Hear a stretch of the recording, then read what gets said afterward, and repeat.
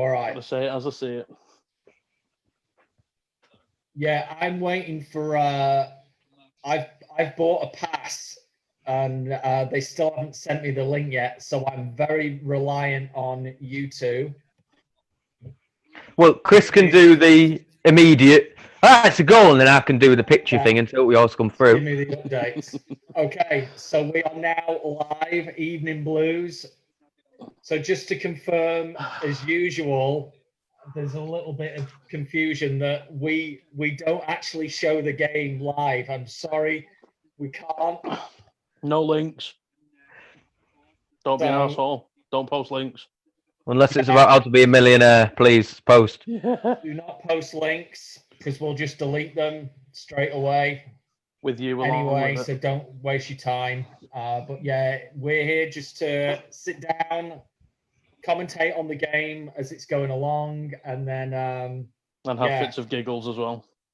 Keep our fingers crossed as usual for a City win. Now we're just kicking off now, but let's talk about this team first. There's been I know Dan put out a quick video about Nathan Aki. That's a surprise to me as well that he's not playing. But I think someone commented already that I think this is very much down to formation, to rotation, and that we've got games coming thick and fast. We've got a huge injury list already, and I think he's just trying to make sure that we try and keep as many players as fit as possible. And I think I made the comment that the one I'm surprised about, to be honest, is Aguero, because this game, he's only still coming back from injury. I would have preferred to save Aguero for the weekend and for Premiership games. At this stage of the competition, I prefer to be Aguero to be more Premiership based. What do you lads think? Yeah. Oh, go on, Chris.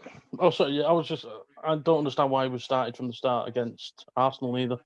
You've just come back from a lengthy injury that has been a lot longer than everyone thought, and it's like, why start? Apparently, he came back from injury well over a month ago. He's just been trying to find fitness, basically. He's been injury-free for the past month and a half. So Guardiola said he was absolutely fine to start. I think we all feel that, he's been out for so long and been out so many times. We saw it with Company. We've seen it with Laporte last season. Russian players back. But yeah, apparently he'd been fit for about he's been injury-free for about a month. He just wasn't fit. He still upsets me a bit that Delap's not in the squad at all tonight. And I mean, I've said it before. I mean, you look at the players like the top players that have been strikers in the Premier League. The likes of Wayne Rooney, he was 16 when he broke through at Everton, and Michael Owen, again 16 when he broke through at Liverpool. Even Aguero, he was 16. He was 15 when he played. 15 when his first game. Even Balotelli was 15 when he played his first professional game. Yeah. So although we've got Delap, we've seen he came on. He played his first game and scored. He hit the bar against Leicester. Why not give him the chance tonight against Porto, or at least have him as a sub to bring on? It just screams like it's what he's screaming out for, especially with the way Porto are lining up: 3 at the back, 2 wing backs, and 2 defensive midfielders. Yeah, Aguero's going to have no luck in the air, is he, today? So that's what worries me the most. This is a game for Bernardo, or Brunardo, as he's now called tonight, because that's that. Let Gundogan do his thing, and let's try and get Bernardo on the ball and feed into that space and try and get those chances. Like, we've put out a really, really strong team. What do we think about Diaz? We're not going to overplay him, are we? That, like, if I think he can take it. Right? God hope he doesn't, but he's going to play again at the weekend. Are we fearful that he's going to get burnout? I think he can take it. He was captain for Benfica. I think you look at Danfield and he's nodding his head. Dan knows he can go all night long, don't you, Dan? All night long. Next morning, throughout the day, I'll take days off work. Put it that way. Yeah, it's Dan who needs the rest, not Diaz. I think he's fine. Sort the rest. Lee, what do you think about the team tonight? Are you happy with that? What do you think, Lee? Oh, sorry, mate. Miles wide here. How you doing? All right. No worries. Intrigue. Yeah, again, surprised to see Aki not even on the bench, but like I say, probably saving him for the weekend. But I think going forward look all right. So positive. I think we'll have a lot of the ball tonight, but whether we can stick it in the back of the net, that's the only thing. And if Aguero gets the chances, he might sort something for us. But overall not too bad. The thing with Ake, just to clear it up, he isn't injured because we've had quite a few people messaging the page now. He isn't injured. He's just not fit. Basically, he hasn't rested enough from the game against Arsenal. Right. See, I'm an old man, and I have never understood that term since watching Match of the Day from being 3 years of age. Like, how was he fit at the weekend? How did you become unfit in 3 days? Bacon butty on Sunday morning. I don't get it. Like, is he just a generic? And if he's not injured, so what is it? How is he not fit? I don't get it. It's a left back curse, isn't it? As soon as you play left back, you're injured or you're knackered all the time, or you just turn shit. Look at Mendy. Yeah, all of the above. I'm hearing with Mendy now that Guardiola said that this is a long-term injury again that he's got now. This isn't a couple of weeks. He's going to be out significant period of time. Same with Jesus. Jesus is apparently out for months now rather than weeks. So it makes not going in for a striker all the more painful now. Don't say it, Laney. That was right. What's wrong with his shins? You wear shin pads. What's he done? He fell in the bloody shower or something, picking the soap up. What's up with him? Who's this? Jesus. They just said, there's a problem with the front of his... He says, shit, what the bloody hell's he done? Apparently he fell and broke his thumb, so he can't phone home every time he scores. Yeah. That wasn't an ET reference for anyone listening, I wasn't taking the piss like that. Although... So... The game started off a little bit cagey so far. It's mostly in the Porto end, but 7 minutes in, there's nothing to really shout at. Aguero's already screaming at the referee, so not really much to take from the opening 7 minutes. But Aguero's not put his hands on the referee. Let's confirm that. Oh, God forbid! Jesus, I'm still waiting for the court battle for that. God, is Shine okay? Jesus, is a neck and everything all right? Jesus, legal. Sergio doesn't stand a chance. Bloody hell! No, honest to God, my live after the day after rounding up the week, I've never heard so much bollocks in all my life. You'd think she'd been shot with a sniper 20 times in the same spot, wouldn't she? Even she was more manly than most of the blood. Well, can't use that term, but more turned on than the not that way. Than You're digging yourself up there, mate. Yeah, I can't think of the right word, and all the words in between are just going wrong. Basically, she's she's better than the media. Basically, she shrugged it off and told him to carry on. She carried it on. If there was something really bad and it hurt her, which if she did, she needs to get lost anyway because I've had feathers hurt me more. She shrugged it off and told him to get on with the game. If there was something serious, she would have come out, organised blazing, making a formal complaint. Nothing's been said. The media's run by scouse and rag bastards, and they can do one. He only That's asked my if she rant wanted already. to join him in the jacuzzi after the game, and she said, "No, sorry, I'm married." You know, it's you just get on with it, innit? Yeah. Okay. So That's the whole thing with cagey equality. start, basically. That's Cagey the whole thing start with is what we're equality. saying. Sorry, Dave. We're saying a cagey start, are we? So far. Yeah. It's just Well, a it bit. sounds like on here you've got Sterling. I don't know what he's saying on TV. You've got Sterling and Mahrez playing as inverted wingers, but they're basically going up against one-sided of their back three, plus a wing back, plus a defensive midfielder. So one man on three. Oh, beautiful ball played in. Oh, behind. Oh, literally, Sterling was inches away from latching onto a perfect ball through there to be one-on-one with keeper. Although I think he's just given a foul because Sterling bundled into the back of him, tried dry humping him. Yeah, he did. Sterling still went down looking for the penalty after that. So was it Porto who Diaz played his No. final game before he left? Oh, sorry. City? I I think it could have been. God knows. All I know is he's at City now. He Yeah. scored in the final game. Yeah. You know, I can't. Your bed sheets are proper crusty now, aren't they, Dan? I've been banned from the bed. I've got to sleep on the sofa. Doesn't squeak as much. Apparently, well, no, it's not that. Amy can't get to sleep with her head going like this because of the side of the bed just bouncing. This is an 18 plus live. No.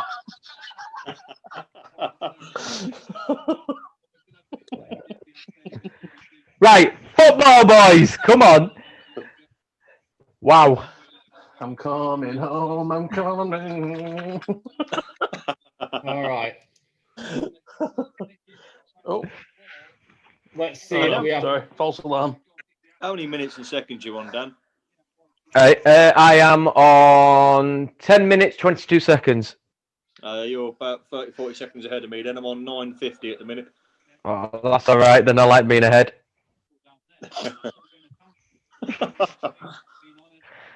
Not the head. Shut up. I didn't say anything. You didn't need to. Right. That's my last bit. Football. So Jaffet, coach, talk while streaming. We need to see the game, not you people. Yeah, we know that, and we've explained. You'd have thought they'd have got the idea by now. We can't do that. It's against the law for us to do that. So all we're trying to do is have a bit of a laugh and try and make this as if we were at the game, watch it, stream it, tune in. Dan Fielden's commentary is so much better than what you're going to hear elsewhere, I guarantee you. I'll tell you what, it's better than BT Sports commentary. Yeah. Oh yeah, I've turned it on mute. Jeez. In that case, then, yeah, Porto just had a goal kick and it goes to absolutely sod all. Although now they're on the break. Good ball over by Porto on the right wing here. Eric Garcia getting a touch in there, winning the ball. He goes down, but it does go out for a Porto corner. 12 minutes in, Porto have their first corner of the game. Jeez, whoever that guy is, he looks like Akin Fenway. He's built like a brick shithouse. Who the hell's he? I still think we should sign him. He'd be all right as a striker. So speaking of Garcia, I don't think I'm alone in my opinion, but I know Laney and I somewhat disagree on this, but I want Garcia to play if he's good enough. He's a professional. I don't hold much in this argument that if he doesn't, if he wants to go play for Barcelona, then we shouldn't play him. That I still feel at the end of the day that he's a professional football player, and he's still 1-0, guys. And I was just about to say Garcia just headed away a corner. Here's Diaz on the ball, played it to Ederson, still in the penalty box here. Ederson plays it back to Diaz, still in the penalty box. Diaz back to Ederson in the penalty box. What the fuck are they doing? So we know this turned into a goal. Ederson, he's prattling about trying to release his ball. He's out the penalty box now, just tiptoeing forward. Out to Diaz, who takes a heavy touch but still retains possession. Ball through, doesn't find Bernardo Silva, number 7 for Porto, comes on the attacks, drives inside, one-on-one with Rodri, passes Cancelo, and yeah, bottom right of Ederson, 1-0. That was a poor goal to give away there. Sounds like he's literally just run past this. 6 players. He has. He literally, the ball from Diaz didn't find Bernardo Silva, a cheap ball to give away. And number 7 just picked up the ball from the left wing, just drove inside, beat Rodri, beat Cancelo, beat Ederson. That's where you need Fernandinho. Let's get him sold in January. Who's that? I mean Diaz. Fuck off. That's where you need Fernandinho to do that. That cynical foul on approach to the box. Just take him out. Yeah. You got to take the tactical. It's like, you know what? Yeah. He's going on a run. Just take his fucking ankles. So yeah. I'll tell you what. But from that angle there, I'd have to say Ederson should have done a hell of a lot better there. It was across his face, and it was a tiny gap left to the goal. He should have done quite a bit better there for me, Ederson. But at the same time, the rest of the defence up there was poor. So yeah, 14 minutes played, City 0, Porto 1. Only 1-0. He gives us Meg. I said we'd go a goal down though this morning. I said we'd win 3-1 and we'd be 1 down. So All I'm right, not worrying yet. I'm staying positive. I'm saying 4-1. City. that is. Why the hell I went- can City not keep a clean bloody sheet? I went 2-2. Of course you did. At least it's better than a loss. Yeah, I keep saying with City, we're consistently inconsistent. You don't know. You know, as you've just said, Dan, that was probably Edison's fault. Edison was probably the greatest goalkeeper in the world at the weekend against Arsenal. And then he's just got that in him to do silly things, and he needs to get that out of his game. He's 27 now. He needs to stop doing it. It was maybe I'm being a bit harsh on Edison. For me, the caliber Edison is, he could have done better there, but I don't think he was expecting the shot to come that early from the number 7 for Porto because of how easy he just got through our defence there. For me, Rodri was atrocious in defending there. He got beaten on the ball. Sterling's been fouled. Gundogan was in there as well. I think Gundogan fell asleep and Sterling's won a penalty. Right, Porto's keeper just cleared it out under pressure from Aguero.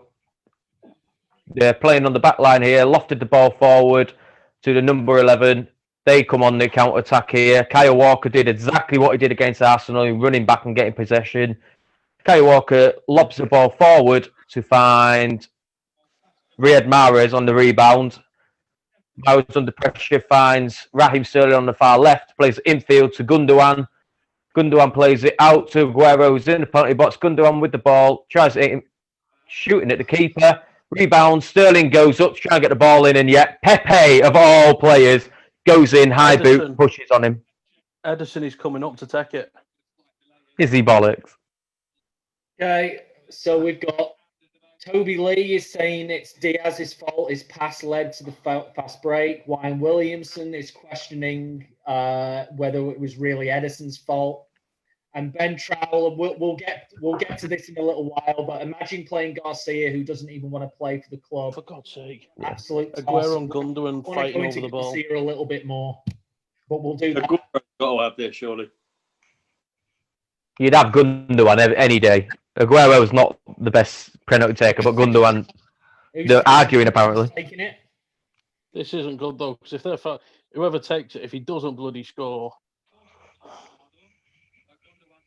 But yeah, have they concluded the penalty check on your end, Laney? Because they're still doing it here. The keeper's down as in he's been shot like that, Sean Massey.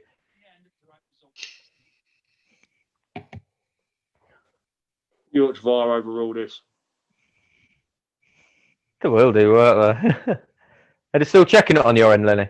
Apparently, they're still checking it. There's a delay with the goalkeeper for Porto, but yeah, apparently it's still down in. They are still checking. Oh yeah, their goalkeeper. Like Gundogan's hit the post at some point in that. I don't know where. Yeah, Gundogan. Oh no, fair play actually. Gundogan went over the ball just before his shot. It did hit the post and rebounded back into play from Gundogan. But the ball lifted up slightly, and Gundogan, instead of stepping on the pitch, he stood right on the side of the goalkeeper's leg. That is looking quite painful, to be fair. So, yeah, I was a bit unfair on the goalkeeper. He's all right now, though. He's complaining. He's throwing the water bottle. I remember City playing against. Hey? Gundogan did a Pickford, is what you're saying. Well, yeah, you could argue that. I think they're still checking it, though, because of that. They're saying it might have been a foul on the goalkeeper prior to that, but which you could still checking. They're still checking.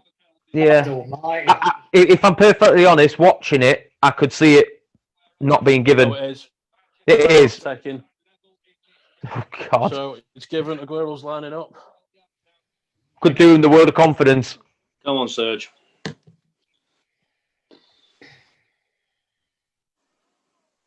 I hate the weight. I think the weight puts more pressure on the striker, doesn't it? Oh. Seeing the rebound of that, seeing the replay of Gundogan 7 on the goalkeeper. Looks nasty, doesn't it? It is now. Oh, he bends his leg as well. All right. Run off. Under the keeper. Just gets in. By the way, and he holds a goal. 1-1. Right. Well, in that case, then, yep, Aguero's obviously stepping up. We obviously know what happens, but I'll still tell you anyway. Okay. It's probably backwards, take but that. there you go, yeah. 3-1, Aguero, 2, Sterling, 1. It's not backwards, It's unlike uncomfortable. your face paint. I haven't. Oh, well, fuck. You'll be pleased to know I've lost that somewhere in the move. I don't know where it is at the minute. But yeah, if this comes through, I'm going to be gutted because I've not put a bet on again. Well, yeah, Aguero obviously steps up here. Obviously, we know the result. But yeah, the goalkeeper took a touch to it. The goalkeeper should have been doing much better there. He was quite high up. You know, if Aguero went for the top corner, I think the keeper would have had a better chance of saving that. And it went straight under him. He got his right hand to it, but the shot was too powerful. And yeah, like Laney said, 1-1. Gets in. Well done, It's not sir. watching porn for you, isn't it, Dan? Because you know what the result is. You know they're going to score, but there's a bit of a delay, and you're watching it anyway. Yeah, but I'm one of them romantic types. I like to watch it from start to finish to get the whole appreciation of the film and get the emotions. And you offer a tissue afterwards. Proper gent. I tell you what, I don't know whether I like doing lives on my own or whether this spoof footy lives is making any difference. It's always Don't better mention- with company. All right. Just don't mention Dick off, for God's sake. No, it's a good one, Lee. Okay. Anyway, So I want to get back, unless something else happens here, I want to get back to Garcia before all that just happens. So My argument with that, honestly, if you've got central defenders that need game time, that need either experience or confidence. So, I mean, we've got a queue now of centre-backs who need one or the other. Why give it to one who has openly said he doesn't want to be at the club anymore? Yeah. Like, unless behind the scenes he has said to Pep, look, I'm not going to Barca now at the moment. You've got until Christmas to convince me to stay. Which, if that's the case, fair cop. But if not, I honestly believe, Chris, that's what's happened. That we've still got 10 months, right, to convince him to stay, and at the same time as well, he's still got to convince Barcelona to buy him. I mean, are a club going to come in for Garcia in January if he doesn't get any game time? Because what you're basing that purchase on. So he's got to somewhat put himself in the shop window as well. He can be signed on a pre-contract, can't he, in January? Someone can sign him up on a pre-contract, yeah. So effectively, we've only got until then to convince him, really. So going back to Dave's point about, like I say, needs a game time for Barca to be interested, it might do us a favour in the sense that he knows that Barca are going to be watching him, and he might put in a 10 out of 10 performance. You know what I mean? Like every now and again to try and boost his sort of credibility with Barca. So it might. Well, we have got him. Do us a favour, but like you say, do you really want to stop someone else getting a chance who wants to be there? Don't know. It's hard, isn't it? Yeah. Well, I mean, from what Lee was saying then, though, it's like we're then doing Barcelona a favour, basically, because he's putting the performance in to move on somewhere else. I mean, think about it. If you've got if you've got a girlfriend or a wife or whatever, but she's thinking, you know what, I've had enough of this. I want out. You're not going to go around town with her all dolled up trying to impress other blokes. You're going to tell fuck off. You can stay at home. Are you not supposed to do that? I just don't think, Chris, right now the writing is on the wall that he is definitely going to Barcelona. And let's think, as every day passes, that Ronald Koeman gets more and more integrated into Barcelona and looking at the players that he has, and he might turn around in January and go, do you know what? XYZ player who I've had to put in the squad, that fatty is 16, 17 years of age. Who's to say that they don't have a 16, 17, 18-year-old central defender who gets a few games? They're in, 700 million pounds worth of debt, Barcelona? And they turn around and go, Ronald, you're going to have to play him because we can't afford Garcia anyway. Well, maybe Garcia might be an investment for them. freebie, I still innit? think, and then the other bit with this is I still think he's a bargaining chip for Messi. I really believe that. He's only a bargaining chip though, so long as up until 1st of January. After Yeah. that, he's free for anyone, isn't I just mean financially wise that he? Yeah. I think this worked out. There's one thing I picked up on. I did a hang on, City just on. I know it didn't result into anything. Laney would tell us, but City just on the attack here. Gundogan all over the place there. I'll re-listen to our podcast that we did in the Arsenal preview. Exactly what you said as well, Dave, regarding Messi. Maybe use as a bargaining chip. Because you got to remember, as soon as Messi goes, that's what. How much is he earn at Barca? About $500,000 a week or something? $500,000 a week. Yeah.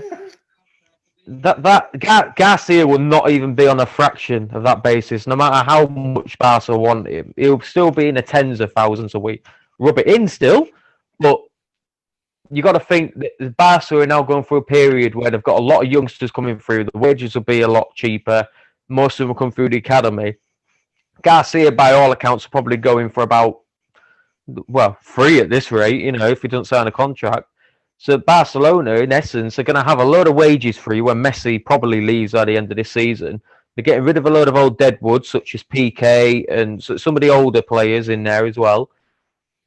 I think finances aren't going to be a problem for them if they recruit right. They may be shite, the players might not be good enough, but in terms of financial capability, I don't think it'll be a problem as such for them. That's me personally, anyway. No, I don't. I think they need to reduce the debt. It sounds like they're going to get a new president there in the next year or so. I think there's been a vote of no confidence. It's Bartholomew or something his name is. Yeah. But they need to reduce that debt. And I think you're right, Dan. I think what the whole goal will be over the next few years is to, get Messi off that wage bill of, $500,000 a week. Wouldn't be surprised if Griezmann goes as Is well. it at the end of the season that they get their new president? Yeah. Think so, yeah. Watch this space. Watch Messi become their new president. Stranger things have happened. I was about to say the exact words there, Dave. Yeah, I wouldn't put it past it. All this is set up. Oh, he'll be coming to City for free, and just watch it. He'll end up as Barca president instead. Yeah. Mike Young's just put a good comment here. Not filling me with confidence, boys. We're not our A game. We have been very sloppy tonight. We're not on the same wavelength we were, albeit it was only 1-0. We're not on the same wavelength as we were against Arsenal. Very sloppy possession. Bernardo Silva's working his ass off, as we would expect, but the rest of the team just seem sluggish and out of position. As Porto have just got acres of space here to attack. They'll play it out on the wing. Cancelo's not chasing him down. The ball's lofted over and he's still onside. He goes out for a goal kick in the end, but they're getting right at us quite easily. And Walker's just got a yellow card now as well. So, very, very, very sluggish. Just seeing the replay here. Theme, isn't there? Oh, he stood on the foot of number 11. Did Walker. It was a yellow card. It was quite high boot. There's no Laporte and there's no KDB. And City play like shite. And you have to maybe throw Ake in that mix. The defences look pretty solid this year when he's been in there. But of course, obviously, he's not fully fit. Or should I say, just not involved for Dave? He's washing his hair, isn't he?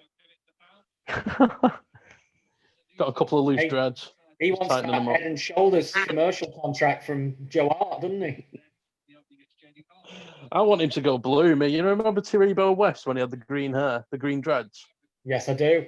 We should. That's just not fair to show me Cadbury's chocolate. I'm in America. We can't get that stuff. That's not fair. Oh, do you know what, Dave? Just for you, I'm going to enjoy it for both of us. Suck it, Slav. What she said, Chris. Shut up.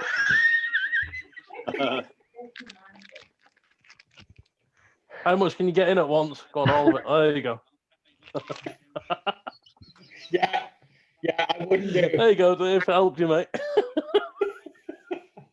City foul their opposition team there as we return to the football. I've not heard you mention Mahrez once yet, which makes me nervous. He's been with the play, but none of them have really stood out so far. Even up to the penalty was sluggish. None of the players can seem to hold on to the ball. The passes are weak, very lackluster, if anything. That not really had any clear-cut chances that I've seen so far. Porto, in essence, look more comfortable. They seem to be, when they go and attack, look more threatening. But it's just one of them. I don't really know a word to describe this half because it's just weird. Well, weird, obviously. Are they attacking in numbers, Porto, when they do, or is it just the wide man and the striker? When they get the ball, they do exactly what we used to do. Pass it a little bit, try and find the space, and then when the space is there, full press. I don't know if Lee's seeing the same thing, but that's what I'm getting from watching it. Yeah, definitely. But Rodri needs to step up his game a little bit so far. Like I said, none of them been good, but Rodri, he just doesn't seem at the races. Whenever he gets the ball, I mean, he's got the ball now. In fact, he's charging forward, but I bet you anything he'll pull it back and play a backwards pass. He does. He pulled it back and plays a backward pass. I don't know what's up with him, because last year he was decent, but even the through ball there by Gundogan trying to find Sterling, so weak. There's no power on it. Sterling's got the pace to get into there, but it's just the pass is just a little niggle pass. There's nothing in it, and I think we need to step it up big style. You can definitely tell when De Bruyne is not playing, can't you? Definitely, without a doubt. That midfield just seems so average, doesn't it? Like I said, though, they're running the socks off, especially Bernardo. Bernardo's everywhere on the pitch. Jesus Christ, Aguero's down now. God. Aguero has tracked back and basically run into the back of Rodri. I just knew Rodri would be here. I think I'm just going to see it now, to be fair. Surely he's not got injured from that. Yeah, here it is now. Jesus, Aguero is tracking back as the left back here. Well, I mean, you talk about Bernardo being all over the pitch. I mean, oh yeah, it's an elbow to the face. Basically, he skipped past one of the Porto players. This is Aguero. Skipped past one of the Porto players. He got a little touch on the ball. Rodri just not facing him. Aguero just ran straight into his arm. That's like Avaganda. For fuck's sake. You watch old Liverpool. He's up. He's safe. Liverpool petition for assault now. Got aggressive players. there you go. Oh, yeah, I've just seen that. Ouch. It's so depressing living in St Helens now with all the Scousers everywhere. I like Bernardo's game of being all over the pitch and having so much energy, but the role he's got tonight is more on the ball and getting that ball into space for the forwards, not to be all over the pitch. And I think from what you're saying, probably Foden would be better in the second half, playing in Bernardo's role and just being more, okay, I'm going to sit here in the middle, I'm going to ping this ball and support the forwards when I need to. If I'm perfectly honest, from what I've seen now, Foden is the answer for what I can see now, but I wouldn't play him in the centre. Mahrez has done next to nothing for me in the opening minutes. Like I said, compared to the other players haven't really stepped it up, but Mahrez is... Oh, shite.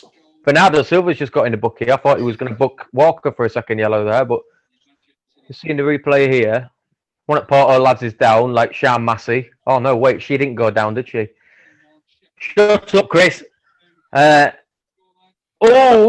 could say that was cynical, to be fair. Basically, it was shoulder to shoulder, but Bernardo Silva had a high arm, basically, and the Porto player ran into his head, basically. There was nothing in that. Oh, he's still down. Jesus Christ. Yeah, he's still down. There was nothing in that, but it was, you could see there was a bit of dirtiness in it. But I've seen boxers hit little pipsqueaks. No, I haven't really, but they put it into comparison. That was what it was. The player's down like a sack of spuds. Yeah, Jane said Porto players should get an Oscar for that. Oh, Yeah. Another booking. Jesus. Oh, that's the point, Blues. West Ham vs City is on BT this weekend, so I will be jumping on live for that. I'm sure someone else will be joining me. How you lads? We'll be a bit more City focused rather than what tonight's been so far.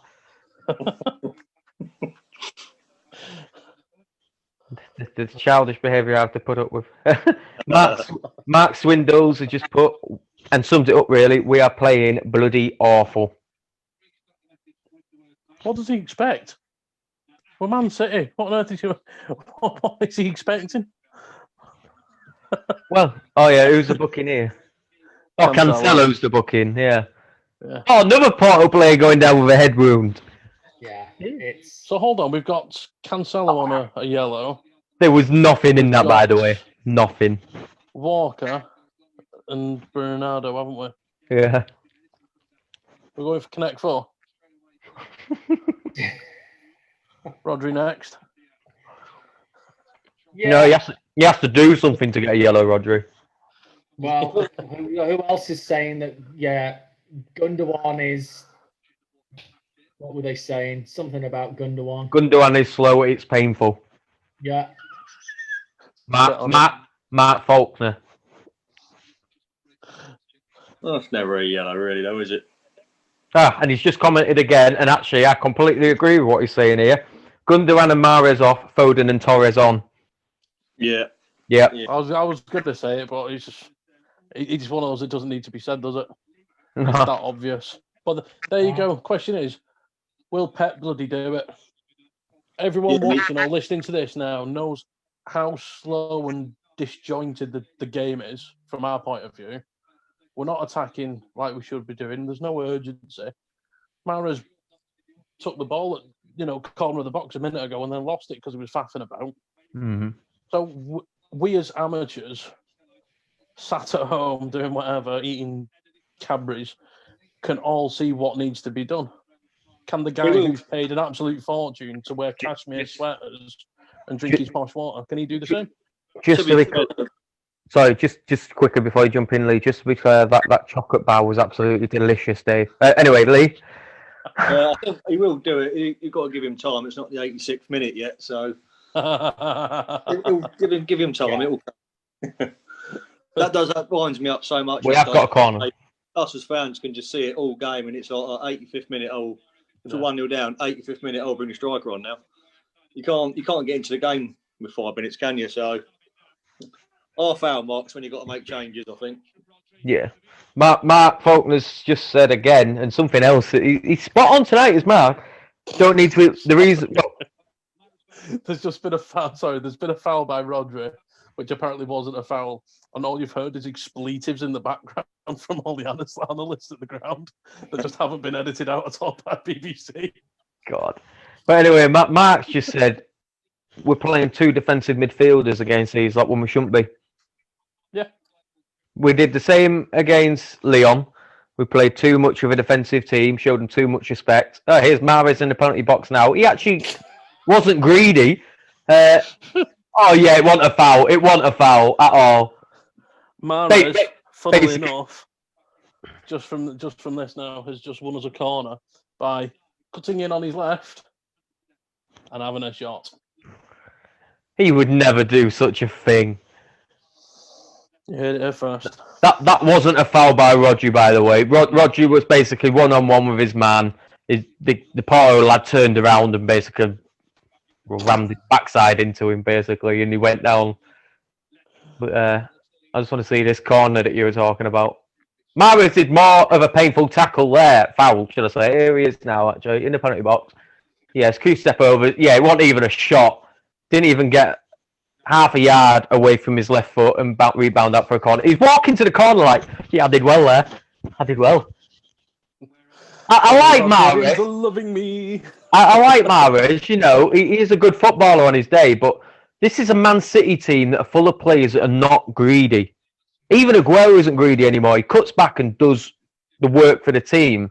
Mahrez would be probably one of the best City players if he wasn't so bloody greedy. He'd have a handful of assists to his name. Big style. He just...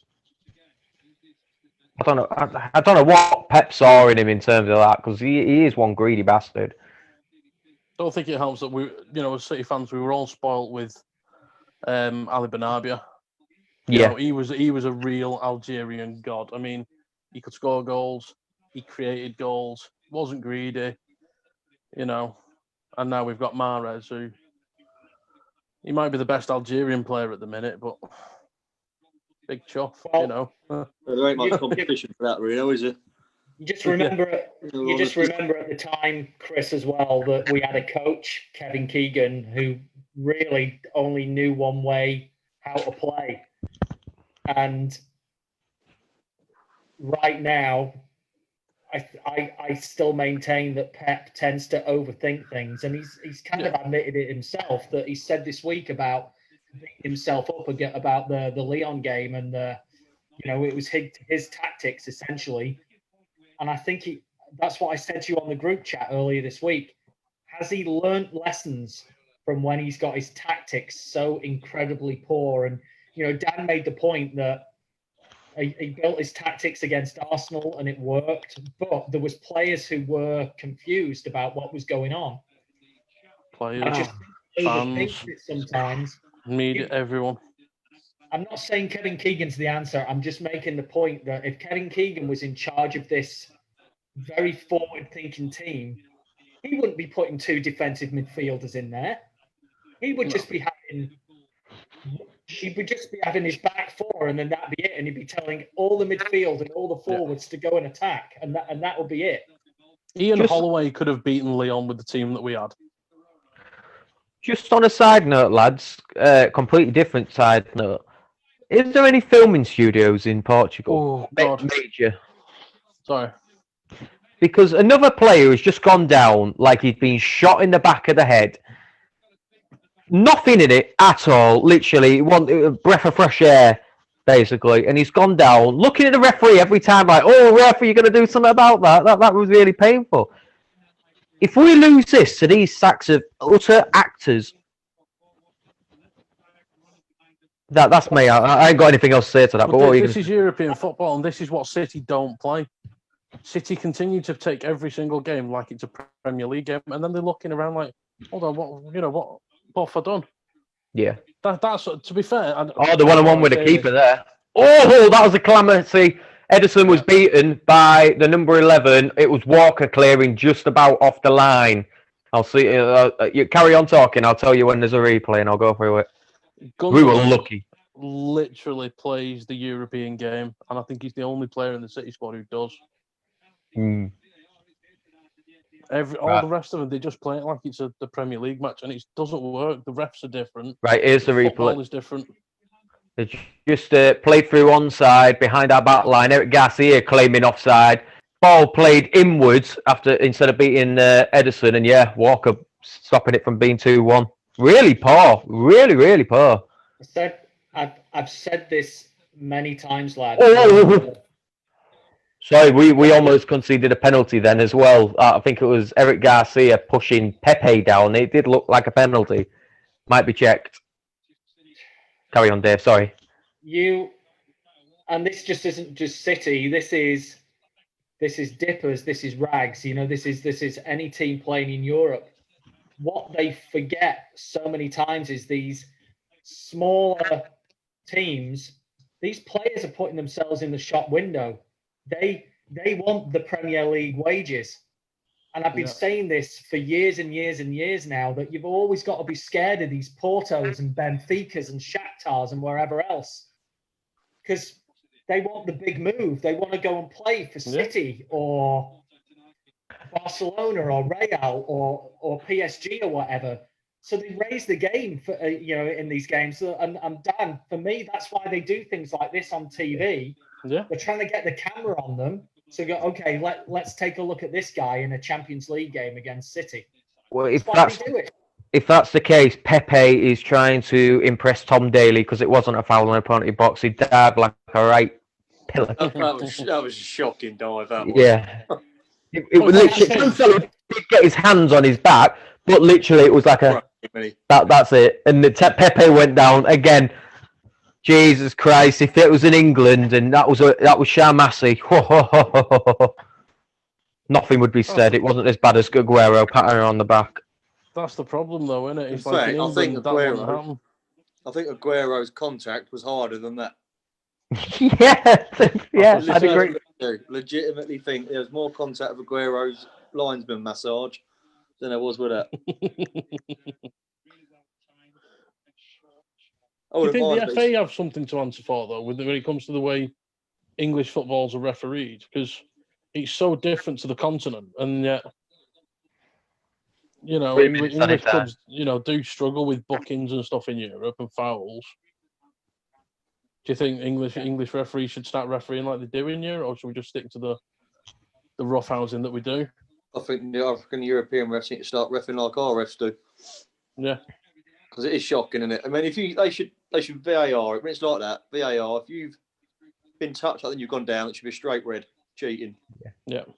Because that's the only way you're going to stamp it out. Yeah, it'll cut it out straight away. Completely agree, Lee. Completely agree. It's too much of it now, though, isn't there?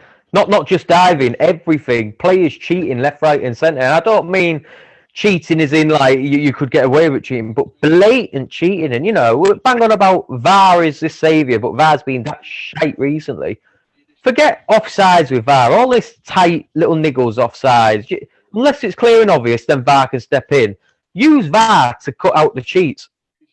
The most obvious problems. That's what VAR should be used for. But diving is another one. Diving is just as bad as offside in my view. Last season, the amount of penalties that were conceded for dives, primarily from United, but again, VAR got involved in that. There is a failing on that. Devil's advocate. When it comes to diving, sometimes diving can be justified. If a tackle comes sliding in, or a player's expecting something, thinking, Jesus, if I don't move, and you expecting it. But what gets me is when the slightest touch has been, happened, and you see a player roll 4 times and he's screaming and he's grabbing the wrong leg. I'm sorry, mate.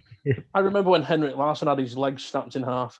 I remember when Nigel de Jong karate kicked fucking Xabi Alonso and broke Hatem Ben Arfa's leg. They don't roll. They drop like an accordion in the one spot and silent scream with the hands in their head because they're like, I don't want to see anything. I just want the pain to stop. Yeah. Any player I see rolling and rolling and rolling, they should be just kicked. They should be beaten because it's like, if I'm going to get sent off, I'm going to kick you in the fucking face. I'm going to get the cards worth. Because otherwise, what's the point? Because then they're straight. Do you remember when Suarez did it for Barca? He went down like he'd been shot. He was screaming. He was like, referee told him get up and everything. And they carried on breaking, at which point he jumped up, sprinted, and he went and scored. Was that for Liverpool? For Liverpool against Norwich, didn't he? Was that? Yeah, that was it. Yeah, he goes down thinking he's been injured, looking for the free kick, and then next minute he's up and he's scoring. Why was he not booked for that? Because it's simulation.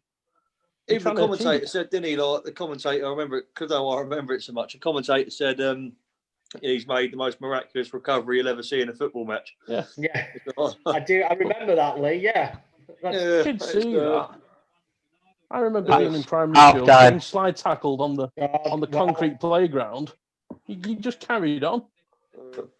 Well, I always remember when we were growing up, if you got wiped out, you was embarrassed that everyone thought you was hurt. So you quickly got back up. It hurt like hell, but you'd be hobbling away like, yeah, I'm all right. Yeah. You didn't want to be laughed at. No, exactly. So, Blues, it is half-time, 1-1, Aguero penalty, and Luis Diaz for Porto. Both goals coming in the first 20 minutes. And I have to sum it up with one word, awful. It was awful, that first half. There was the only player that stood out for me, he did have one bad moment, but the rest of it's been okay, is Walker. He's doing a lot of tracking back, he's winning a lot of possession, and he's doing exactly what Pep's telling him to do. Other than that, maybe some good runs from Bernardo Silva, nothing standing out for me. It's very, very lacklustre. Who's the half-time, Laney? Or is it GMR it's on? You're listening to it I've got GMR on, yeah. So who is it? David White and Paul Lake? Who is it? It's Legon and Mike Mane. Okay. Yeah, I mean, all we're seeing on the Facebook is comment after comment saying shite. I mean, that's basically.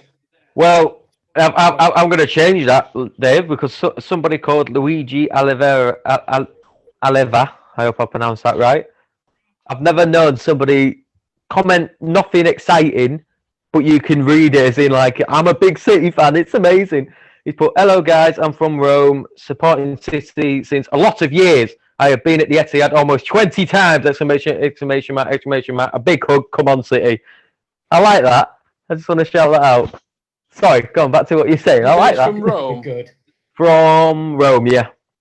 Oh, then for his then, this first half has just been a pezzo de merde.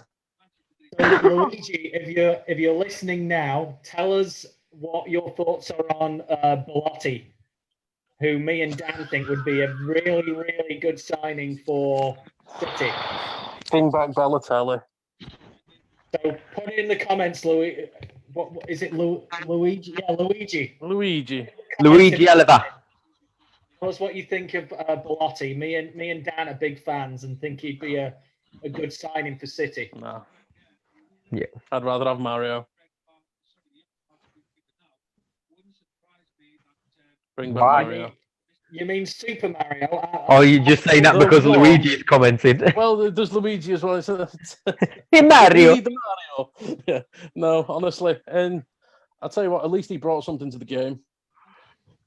Again, for 2 million, Wycombe Wanderers, get Akin Fenwar in. We've got some of the best creative players in the world. We've got some of the best, De Bruyne could literally hit a flea in the bollocks with one of his passes. All you need is Akin Fenwar, the brick shithouse. It hits him and goes in. Goal. I just want to say, Chris, hold the line, because Luigi's just said Balotelli ... A lot of things to say, and he's not replied since. So hold the phone. I think we're gonna get some blasting. Tell me a time when you were entertained by Balotelli, though. Hey. I agree. You know, he was one of those players that came. He came on. Was it for Reigns? He came on as a sub. I think he scored 2 goals, so they were then winning 2-1, and then he got 2 yellow cards and got sent off, and it was all in about 20 minutes. Yeah. I don't care if he gets sent off. If he can come on and score 2 goals and we win the game, done his job. Aguero's usually out for a few games anyway, so. Hey, RJ. Hello. Laney's talking rubbish as usual, kid. Oh, bless you. What did you think of that? Sorry, mate. What? He said Mahrez is the best. Are you Algerian? Yeah, Algerian. I think he translates as sniff my nappy, and that is the same as this first half. Smile on his face said it all. You know what the thing is, Dan? You could have however many hundreds of thousands of people who could end up watching this video at some point. Aye. That could be the first little image of that little lad on the big screen before he's running out in front of. It could be. People I tell you what, it'll be the way he's growing, the way he kicks a ball at 8 months old, and believe me, when you hold him up, he knows how to kick.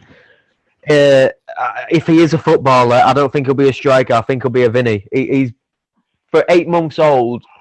I mean, when I was his age and growing up, I was a skinny little run. As a baby, I was skinny. I never put any weight on as a baby. He is built like a brick shithouse. And if he is a footballer, I would put money behind him being very good. As you can hear him laughing, he's agreeing with me. And how tall are you? How tall am I? I am 6'2", 6'2", 6'3". Yeah, we got a Vinny. Hey? Is that true? I'm 6'2", I not? Yep. Bearing in mind there's quite a lot of people watching. Yeah, I'm about 6'2", 6'2", 6'3".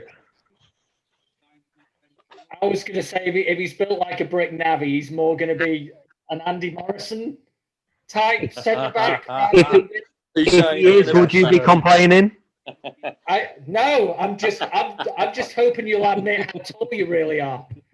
I'm 6'2". I swear down, I'm 6'2", 6'3". I've never been properly checked, but I know I'm one of them too, definitely. So if he says he's 62 or 63 centimetres, mate, you just got to believe it.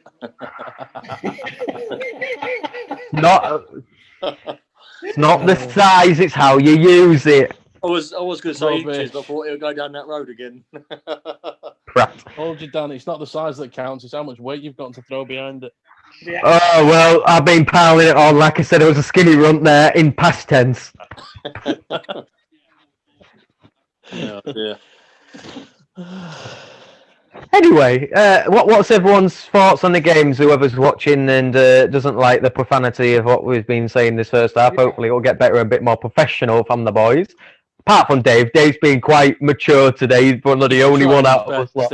He's trying his best. Well, the thing with Dave, you can see him. Dave is one of the all-time blues. You know, he'll talk minutes of the game, anything dirty like us three. Well, maybe not Lee to a degree. Lee's been laughing, so he counts. Dave behind him is like, seriously, lad, shut the fuck up and watch the game. I'm just being Leave the polite. filth for work. What do we do? Give them 15 minutes? I mean, I think Lee's right. Do we give them 15 minutes? They get the rollicking at halftime. Give them 15 minutes, and then at least we give, the Fodens, Torres, if they're going to bring him on. I wouldn't even give 15 Actually minutes. affect the game. This game's screaming for Foden. We need I that wouldn't- creative spark, don't we? Somewhere, someone's going to, just create something. We ain't got that at the minute. Some passion. Luigi's got back to us. Go on. What's Luigi say? Sorry for my English. I do not understand everything. I think that's aimed at you, Laney. Not many people can understand you, even if they are. Even English people don't understand me, for God's sake. In Italy, Mario has got a lot of chances in terms of teams. He has always failed. Even in the Italian team, he has done a lot of things, but never in a continuous way. He is a waste talent at the end. He could have been really talented, but his mind is not good. We always remember him for a lot of things, but not football. I think he's hit the nail on the head there, really. Reminds me of Adriano. Just a real, it's one of those sad stories of football more than, because I know he's had his issues, but the talent that he had, Yeah. it was unbeatable at times. But again, his attitude. But then again, I think a lot of it. I mean, he's upright. He came on as a 15-year-old. He was getting booed by his own fans, just for being black. I mean, fuck's sake, that's really going to mess with anyone's head. Doesn't matter how old you are. See, I've always seen Balotelli, and a lot of people are going to disagree with me, and probably you lads will as well. The persona he put on at City, in terms of like that LA Galaxy piss take chance, if you all remember that. Do all you remember that? Backheel. That, for me, I've always believed is a persona. Deep down, Balotelli is probably one of the most heartfelt guys in world football, but I don't think he's one of them that, like Laney said, he was booed by his own fans just because he was black. He's been through a lot of secret shit, that the media haven't shown, and I think it's only just starting to show. You start a Balotelli off 15 years of age in the Premier League now, he would go on to fulfill that potential he had. Yeah. And I think deep down, underneath all that parada of him being a silly bugger and what have you, is a guy who deep down really wanted to make a name for himself, but he was never really... He had the opportunity, but I think the way he's been treated is the way he ended up, basically. You say about look at what Mancini got out of him. He's back for adoption, wasn't he, at a young age? Because Balotelli's adoptive parents, they weren't his real parents. I don't know what happened there, but he got put into care, and so he has had a bit of a rough start. And like you say, being 15 and booed for the colour of your skin, it's going to mess with anyone's head, isn't it? But but like you say, if he's in this country, given that chance at 15, he'd have been a world beater. Yeah, without a doubt. Like I said, look at what Mancini managed to get out of him. I mean, Mancini literally treated him like a son. You didn't really see Mancini put his arm around the likes of James Milner. Yeah. Or Yaya Toure. But with him, it was like a father-son relationship. And I honestly think you can class Mario's time at City as a success. Yeah. He scored some cracking goals. I remember hell of a penalty taker. Belting penalty taker. The hat-trick against Villa, where he finished it off with the shoulder. Yeah. But obviously, if it wasn't for him, we'd never have got 93-20. Yeah, people forget against United. That grit to get that day. First assist of the season as well.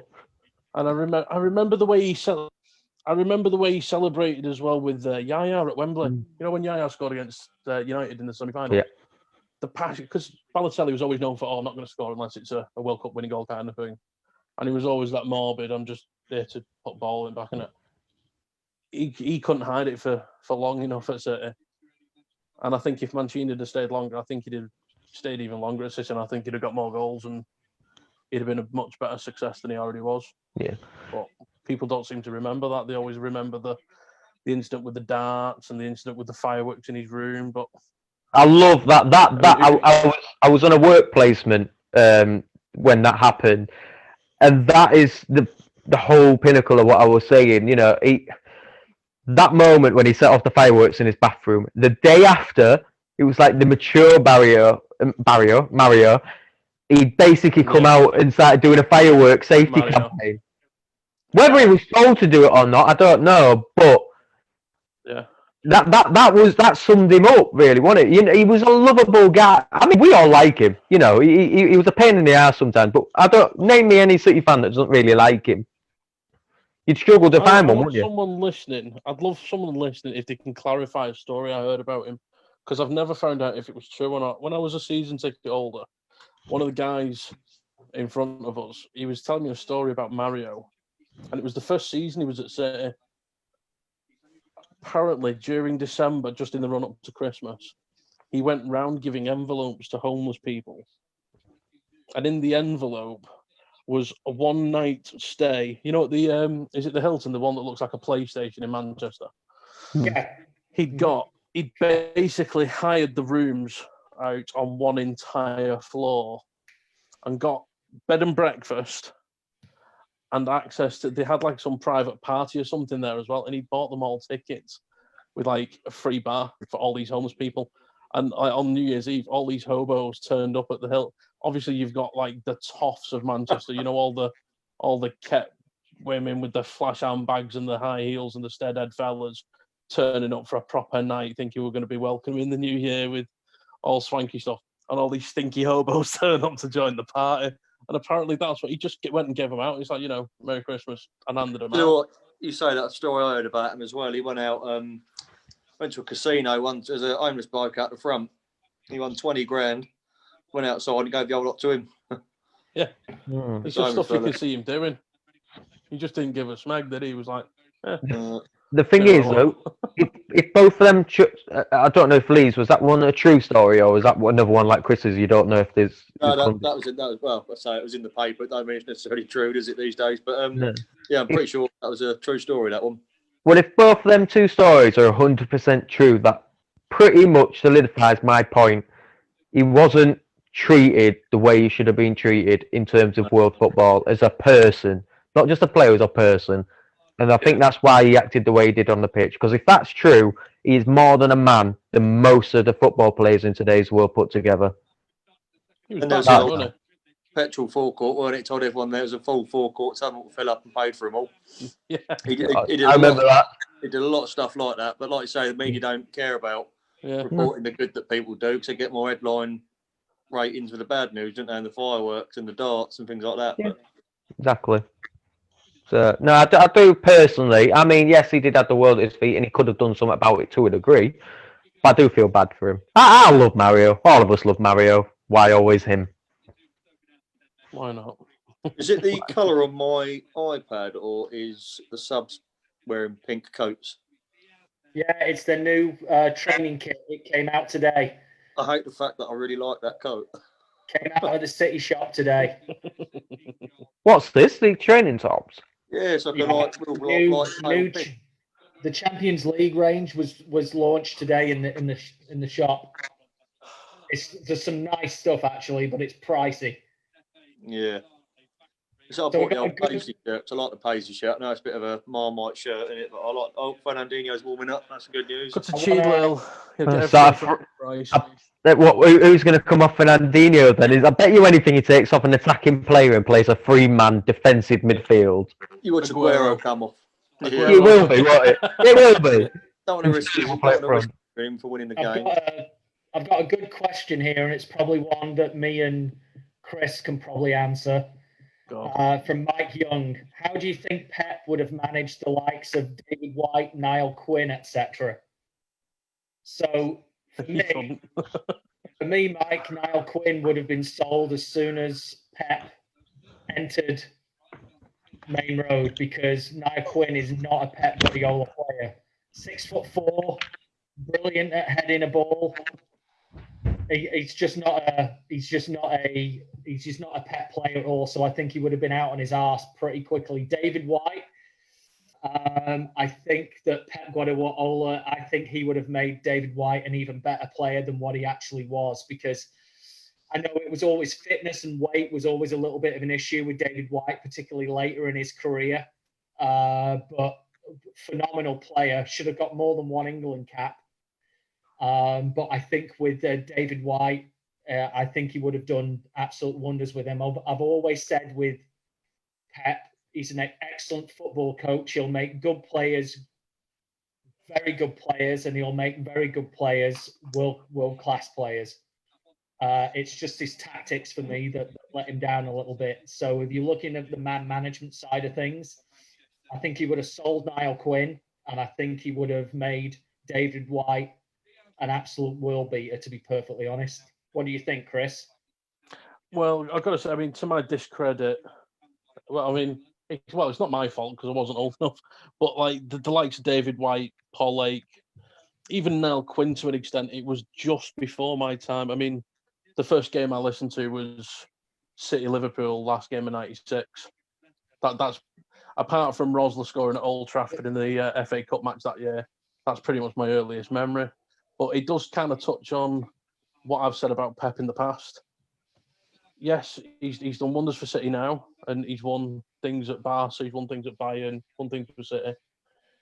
Could you honestly imagine if in '99 we had Pep Guardiola as manager, and he's got a small handful of Premier League rejects, and then effectively a team of youth players? Would he have been able to get back-to-back promotions from Division 2? Would he have? There's no way he'd have managed that. He couldn't have done what Joe Royal did in '98, '99. So, you know, but again, that's not to his discredit. I don't think if you'd give Joe Royal £500 million to spend on players, would he have been able to win what Pep's won? To me, Pep is not a man management type of coach. You know, and I think of the other players around that time, you know, the likes of King Clancy and Rosler. Could you have dealt with those players? You know, King Clancy being the I'm doing what I want to do kind of thing. Yeah, I don't think he'd have managed. Rosler would have torn him in. I mean, could you imagine Keith Curl? Keith Curl would have ripped him, and he'd have ripped him in pieces. Yeah, I don't think he'd have coped.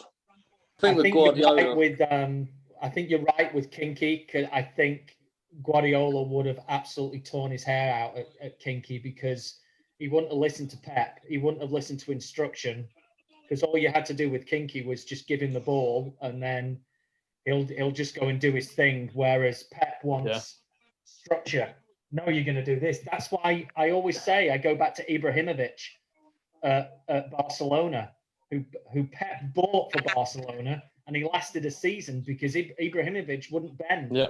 He would not bend to Pep's rules. I will say, in fairness to Pep, though, because I mean, obviously I'm not his biggest fan of late, but I will say for Pep, to try and compare his management style and say, would it have fit 20 years ago? Football has changed so much. I mean, back then it was literally 4-4-2 in England. That was it. Every team played 4-4-2. You had two wingers who tracked back a bit. And I know Gundogan's just hit the post. I was waiting for that. But Gundogan hit the post? Apparently, he skimmed the post, according to... Oh, it was a great save by the goalkeeper before that. Jesus, the ball was up in the air. Bernardo Silva crossed it in, headed off to the Porto play, a volley. No, keeper saved it. It didn't come off the post. It was one hell of a save because it was going in the back of the net. He basically hit it down the ground, and it was just at the perfect height for the goalkeeper to dive down. Even Pep thought it was in. Good chance. Bless him. Nice. Oh, that's a great save. But yeah, I mean, sorry, go on, Dave. We've maybe got our most faraway fan today if someone can beat this. Barshad Batari. I don't know if I'm saying that right. I apologise. I'm not waking up at 2 a.m. to watch City from Nepal. Bloody hell. I had one Hope this we do the morning best from in the second Australia. half. I had one this morning from Aussie listening to my cretinous crap. My controversial chat. That poor bloke. Yeah. Half the world away, and he still can't get away from Laney. He sat. It's a lovely spring evening down under. He sat with a 4X. City watching the corner. Wallabies mating, and you're listening to me saying we should be selling Laporte and God knows what. Hang on, I missed that. You said we should be selling Laporte. No, I said I was. No, just say yes or no. Yes or no. Raising the question. Yes or no. It's worth cashing in on. Yes or no. Laporte. So you'd like to get rid of Laporte for money? If you say yes, get off. That is. You've come up with some stuff that I'm able to pass down just because it's you. But if you say we should get rid of Laporte, you've lost it. Like I said, if you look at Mendy, he's a crock, innit? Mendy can go. I don't care about Mendy, but when you're talking about probably one of the best centre backs at the club, that's like turning around and saying Vinny in this team should go. No, see, I mentioned Vinny. Vinny was the captain, and Vinny had more. Laporte's never going to make captain at City, is he? But he is the best centre back at the club currently. He's the best centre back at the club, but he's injured. At the minute, he plays like a tampon. He's 1 week in, 3 week out. Ah, Dave, you're letting me down, mate. Bloody hell. Diaz. Would you say Diaz? I was saying the same. It's like, do City Diaz. keep players? Diaz. Do City keep Diaz. players too long? If you look at David Silva last season, David Silva is like one of the best players we've ever had, and why he's not got a statue already up, I don't know. But last season, he was nothing like this David Silva we know and love. And Yaya Toure was the same in his last season. He was a shadow of his former self. Why do we keep players to the part where they're literally rust? You know, if you've got a car, are you going to have a fantastic top of the range car, and then you're just going to run it into the ground until it's literally worth scrap? I mean, Yaya Toure went to Olympiacos, and David Silva's gone to Sociedad. That's not the resting place of legends. Should we have cashed in a couple of seasons earlier, got a great fee for him, and got a young world-class player? That was I'm not saying we should. Who was that last comment about though? What play would you choose when you said that? Well, at the minute I'm referring to Aguero. Again, he spends a lot of time injured. How many goals has Aguero scored in the past 2 years though? Crucial goals. Yeah, he has. Vinny scored crucial goals, i.e. that Leicester goal. We could have had someone better. I mean, look at Henry. Henry went to Barcelona. But to see, that's where I have to disagree, because we're talking about City. We are unlimited in terms of funds. We wouldn't have got anywhere near the price we would have had to pay for another top striker to replace Aguero for the price we would have sold Aguero at. And in the 2 years Aguero's been here, yes, the past 4 months he's been injured, but he's scored so many goals since then. Why would you take the chance of a proven continuous goal scorer? Yes, injured more than not, for a guy that might not score, for a bigger fee than what we'd probably sell him for. That's why I was asking the question. I wasn't saying we should. I was actually. You're implying. You're implying. I get shit enough, but it's the same with Laporte. Why should we? I said about Laporte, he's a crack. I mean, he came in. He's been a fantastic.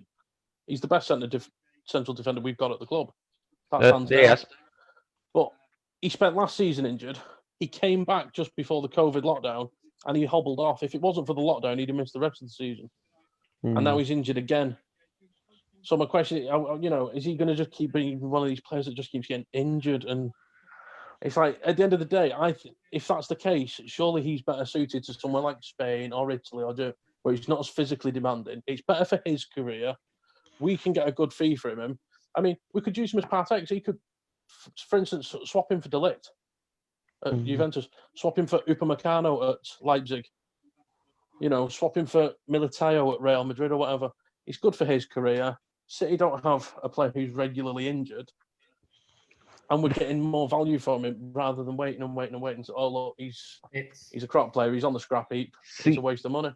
See, last year, persuasive argument, Dan. It's persuasive. I know, but what I was going to say there is, last year we didn't have that luxury of selling an injured Laporte, or prior to an injury, because we were down and out on centre backs. This season now, the way Diaz and Ake have started, yes, I know we don't like Garcia, but it looks like Pep's going to play him as much as he can. Stones is just coming back from injury himself. Maybe now we've got those other three centre-backs other than Laporte and Stones. Those two can maybe have the odd game in to get that little bit of match fitness rather than rushing them in.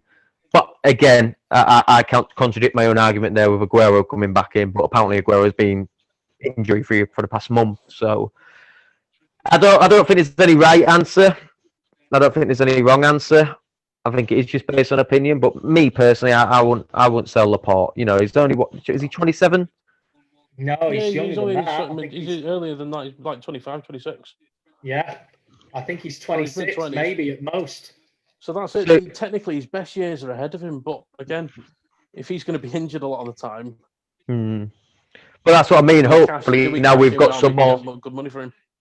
Well, that's what I mean. Hopefully, now that we've got some more established centre backs, decent playing centre backs as well, not just established centre backs. You know, we had the Mangala, who was apparently an established centre back for Porto, but he had one good game against Chelsea, and the rest of the games were shit. Ake, yes, I know we're only talking a handful of games, and this is only Diaz's third game, but they've been decent. So hopefully, that means Laporte and Stones have a bit more time to rehabilitate and get the fitness up and get the muscle. It's still in your teeth.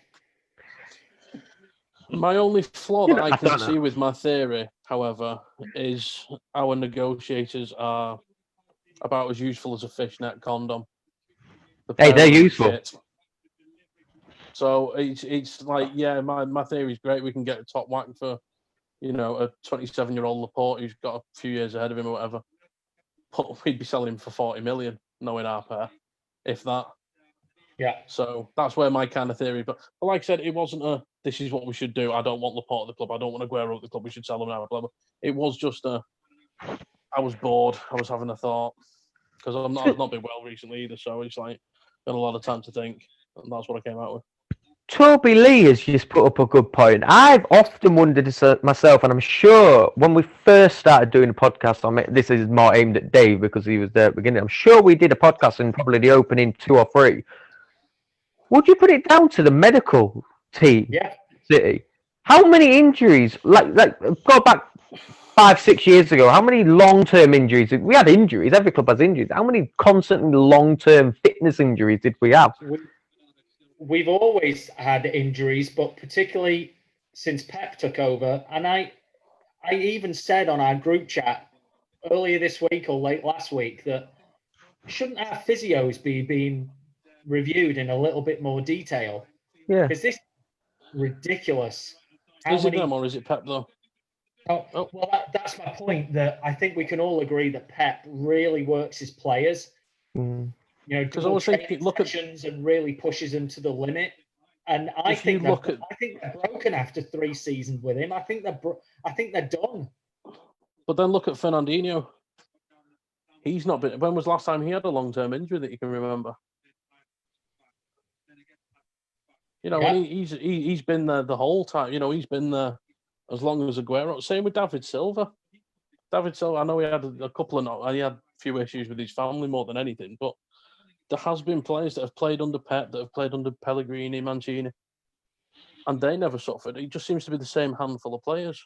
Like Mendy's come in, all Mendy has done, to be honest, I think Mendy should be re-signed at City as just head of the Twitter account and just stick him in a corner and leave him to it. But Mendy, he's constantly injured. Laporte, since last season, he spent most of the time on and off injured. Stones, injured. Aguero, injured. It's always the same few players. I know, but I'm not arguing that. But what I will argue is the players before they signed us never had injuries. Mendy had never had a proper injury at Monaco in the season before. Aguero, I think bar fitness, he never was out for a long period of time at Atletico Madrid before signing. Laporte, I don't think ever really missed a game bar the cup games in Spain, and he's been playing since the age of 18. Don't forget though, we're also playing in the Premier League. Yeah, true. One of the most physical leagues it's one of the fastest leagues in the world, the most physical league in the world. And again, if you're playing in Spain, when you're playing your domestic cup competitions and you're playing against, Levante's B team, They when don't you play the diss domestic them. cup, you play the domestic cup competitions over here, and you're playing the likes of Forest Green Rovers. Half of them are bricklayers at the weekend who are just like, yeah, I'm on telly. I'm snapping that bastard in half. We're going to lose, but I'm well having his shirt after the game saying, yeah, I crocked him, sunshine. You know, that's what they have to put up with. Like I said, I want Messi to sign for City just because I want to see him get... It'd be really funny when he turns up first weekend of January playing Doncaster away or something on a slutty pitch. Does Messi have the same accent as the not Forest Green players there? Just go through that again. Does Messi sound like that? No, mate. I'm gonna snap him in half, mate. I don't know what Messi would sound like. Just snap him in half, please. Yeah. I think it just needs a definite review of what's going on at the club, because this is Mendy, this is Laporte, we've got Jesus out for a long time now. Aguero's been in and out for absolutely years now. De Bruyne, you could throw in there. Company obviously was.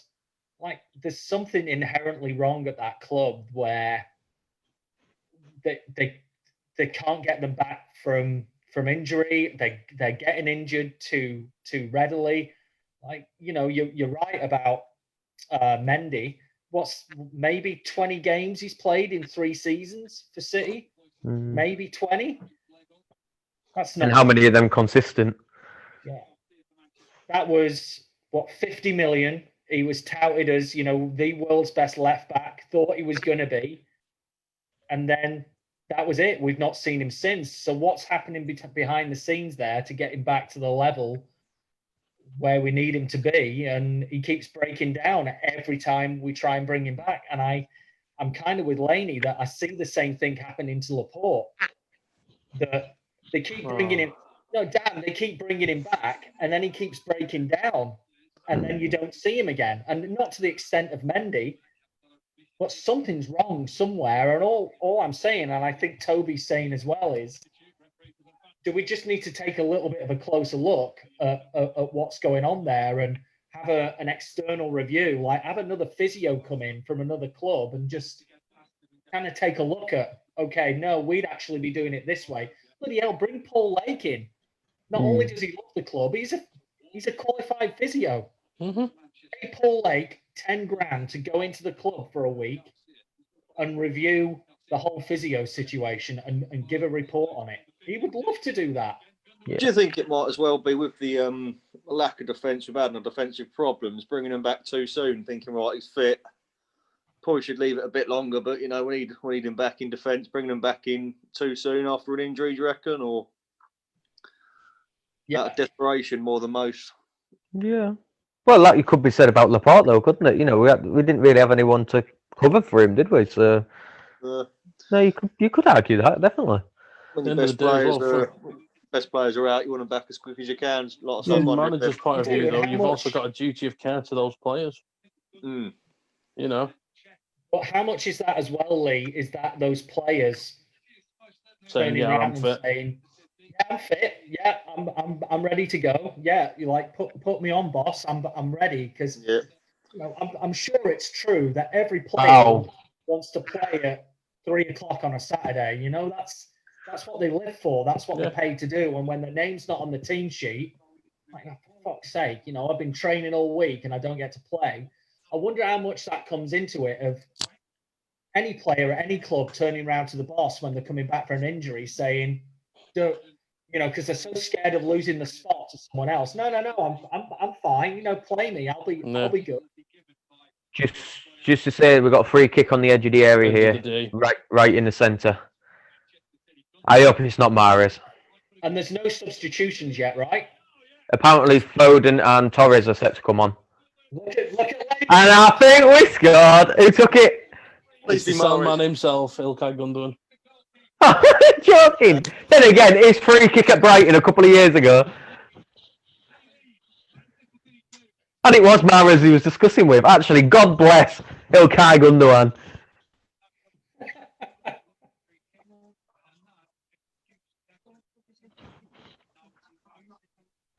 Right, anyway, for those who don't know, Ilkay Gundogan and Mahrez discussing who's going to take this free kick here. It's a very good position for City.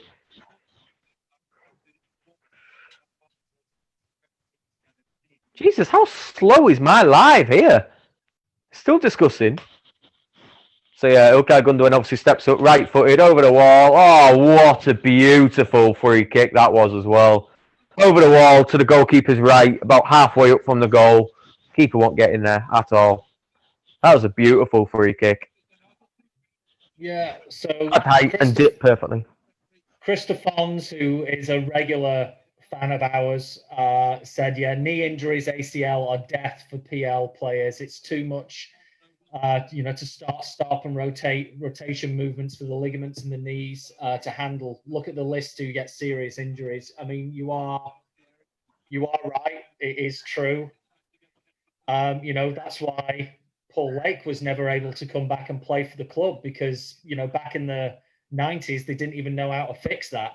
No. There's only a handful of players who've had that injury who've come back the same player. I put Shearer in that category. De Bruyne. He did it at Blackburn and he came back just as strong. But I think, Krista, I'd be interested in your comments on what your mentality needs to be as well. Not just physically, but mentally. Getting over an injury like that, Shearer is, well known for his mental fortitude and, went on to be the Premier League's top goal scorer. I don't think that will ever be beaten. So how much is it, they can fix it now, so your knee's as good as new, but it's going to take you 9 months. How much is it mental to get back to that level again as well? But, I mean, he makes a very good point. 3 things. Eric Garcia's just got a booking because of you're seeing here. Oh no. Oh, Eric Garcia's been booked for arguably nothing here. Had a swing at a ball. Yes, it was a high boot in the end, but he got all the ball rather than any of the player. So yeah, he's the match ball. Dickhead. Anyway, Jane Chewin, just for you, Chris, has said Laney obviously can't cope with the goal scorer. That's why he did one. That's brilliant.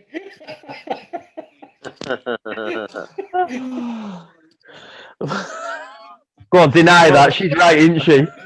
Laney speechless, Jane. Yeah, well, it was my wife actually came up because she's on her way to bed, so I was Right. nipped over to her. But yeah, I must admit, when it went in, I did nearly faint. I bet it was the most boring free kick we've ever seen. Looks like Torres is stripped off, ready to come on. Torres is on for Aguero. Ready.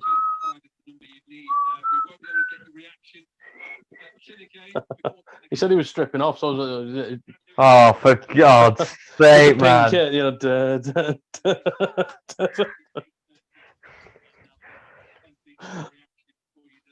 100. How many minutes is that? What, you've got 15 minutes of half time, haven't you? Plus 90 minutes of the game. That's 105 minutes, people, of Laney. This is what happens when he's unleashed for longer than an hour on his own. Anyway, it's Gundogan scored. I was going to say, he scored again. No. You'd miss me if I wasn't here. Who said that? Anyway, that is what 4 City players on yellow cards now. I didn't say we're going for Connect 4. I went for Rodri though, not Garcia.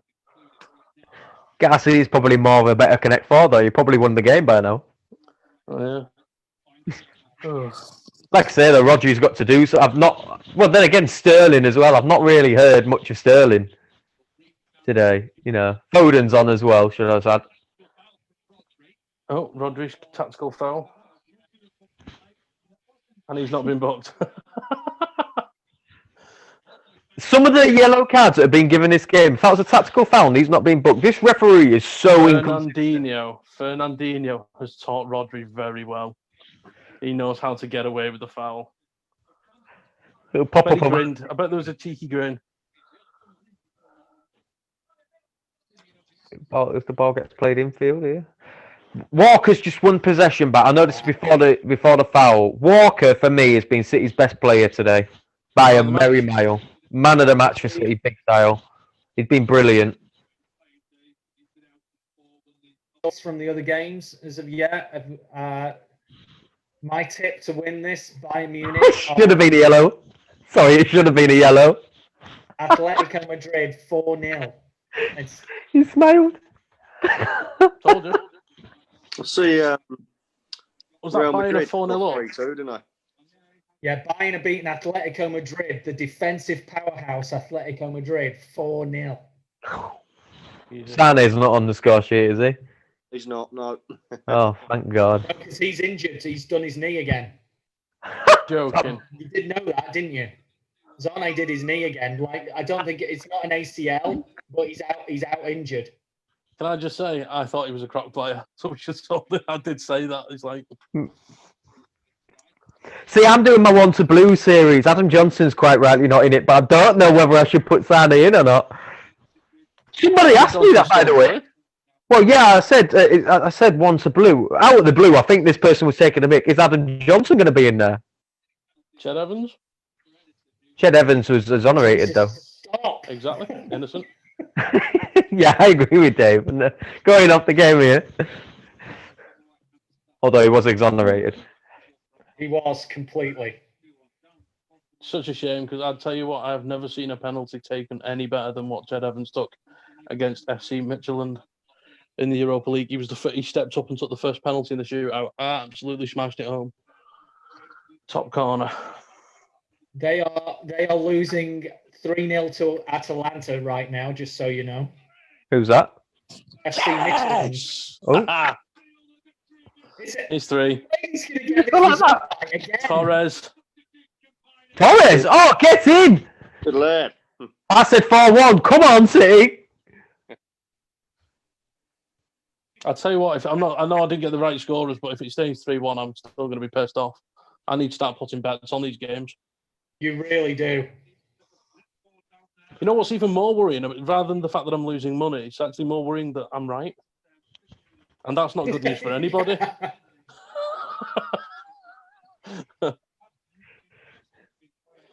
God, as if this year hasn't been scary enough. Laney admitting he was right. Bloody hell. Anyway, Ferran Torres on the left here, plays it through to Phil Foden, who plays a beautiful ball to Ferran Torres, skips past one defender. Oh, what a finish it was as well. What a goal that was from Ferran Torres and Phil Foden combining. Hold on. That was a beautiful goal. Lee, you watch this in a minute, pal. It is a beautiful goal. Still playing out from the back on mine at the minute. He's gone again. 4-1, Gundogan! He's got praise! There we go. Oh, beautiful ball. Lovely finish. Yeah, beautiful ball by Foden as well to take out 2 defenders. Ferran Torres pulls it back. Don't pull it back, skips to the side of Pepe. Pepe's got no chance. Slipping as well, Torres. He managed to get the shot away whilst falling over. Beautiful finish. They're saying that on the Man City commentary as well, that was absolutely brilliant. Pep, I've never seen Pep so animated in my entire life. He's screaming, yes, smiling and everything.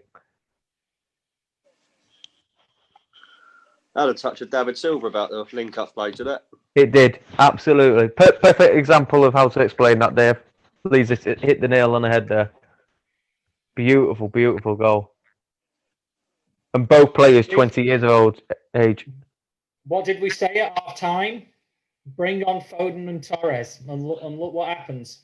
Yeah. Yeah, I texted Pep a minute ago before he done that. There you go.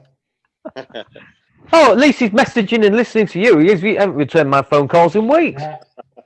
He asked me to play tonight, but I had a bit of a... He didn't thank me for the flowers I sent him. I don't know where that came from. I do apologise. I don't know what I'm on about.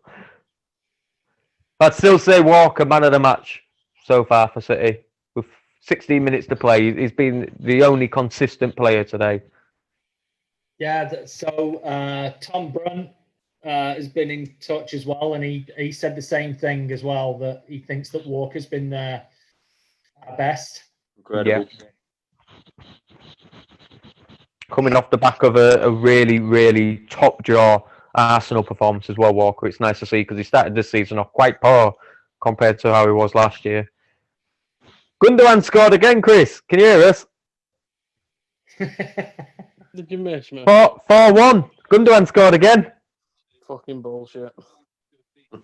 Lee, 4-1. Gundogan. No. Oh, Gundogan, what a goal. Yeah, sorry, they're behind you. I forgot you were behind me and all.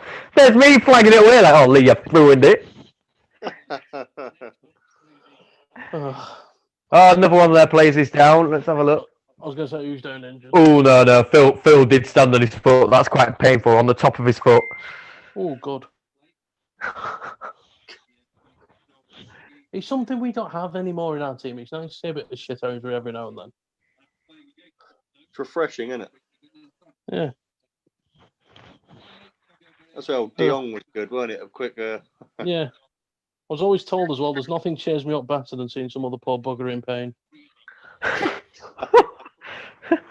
I'm not joking. You're a psycho. That is why blokes always laugh when another bloke has just been hitting the nuts.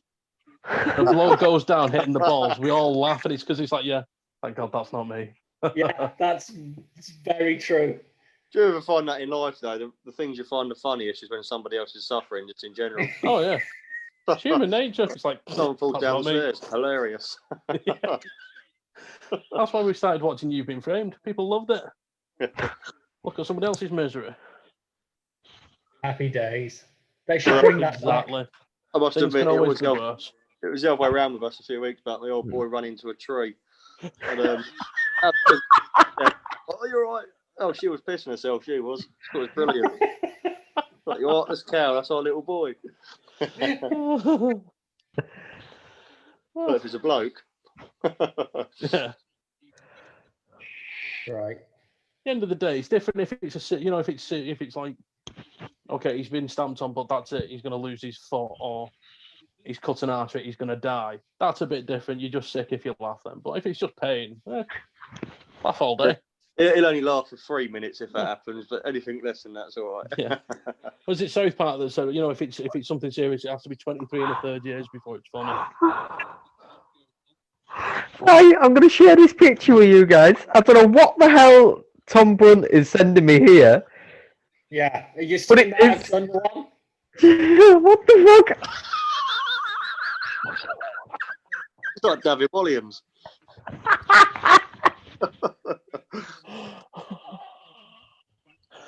My God. What's he done? Oh, this is not alive. I was predicting. Jesus Christ. Honestly, whose head is that? I don't know. It's... That's not Gundogan, is it? Yeah, I can do. Where was it? My God, that's scary. That's terrifying. This is. It's like David Williams and Jamie Pollock's love child. So there you go. With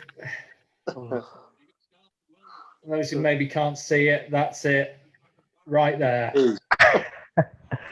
Wow. Oh, he's a looker, isn't he?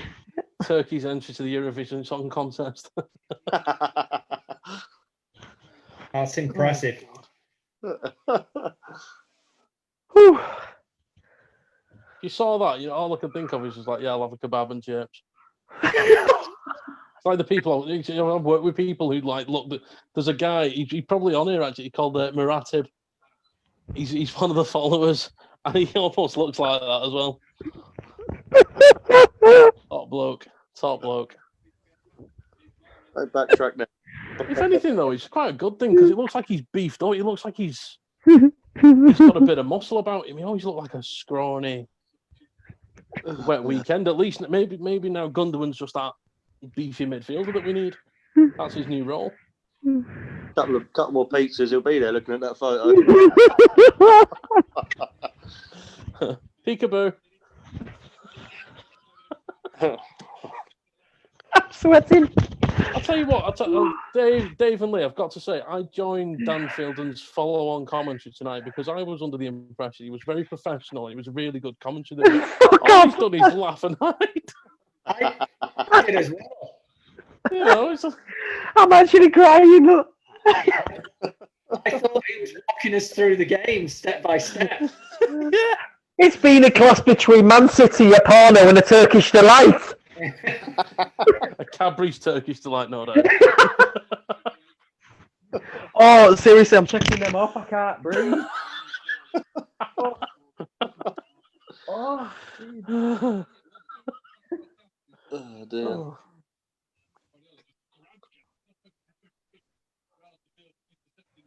Oh. How are our viewers doing tonight? Anyway, are they still with us, or have they got fed They all up? up to the left, I think. Oh. Is City playing? City playing. I'm out of breath. That's what she said. Oh, fuck off. All right, 10 minutes left. Are we going to get another? Hopefully. It's time for a Gundogan hat trick, I reckon.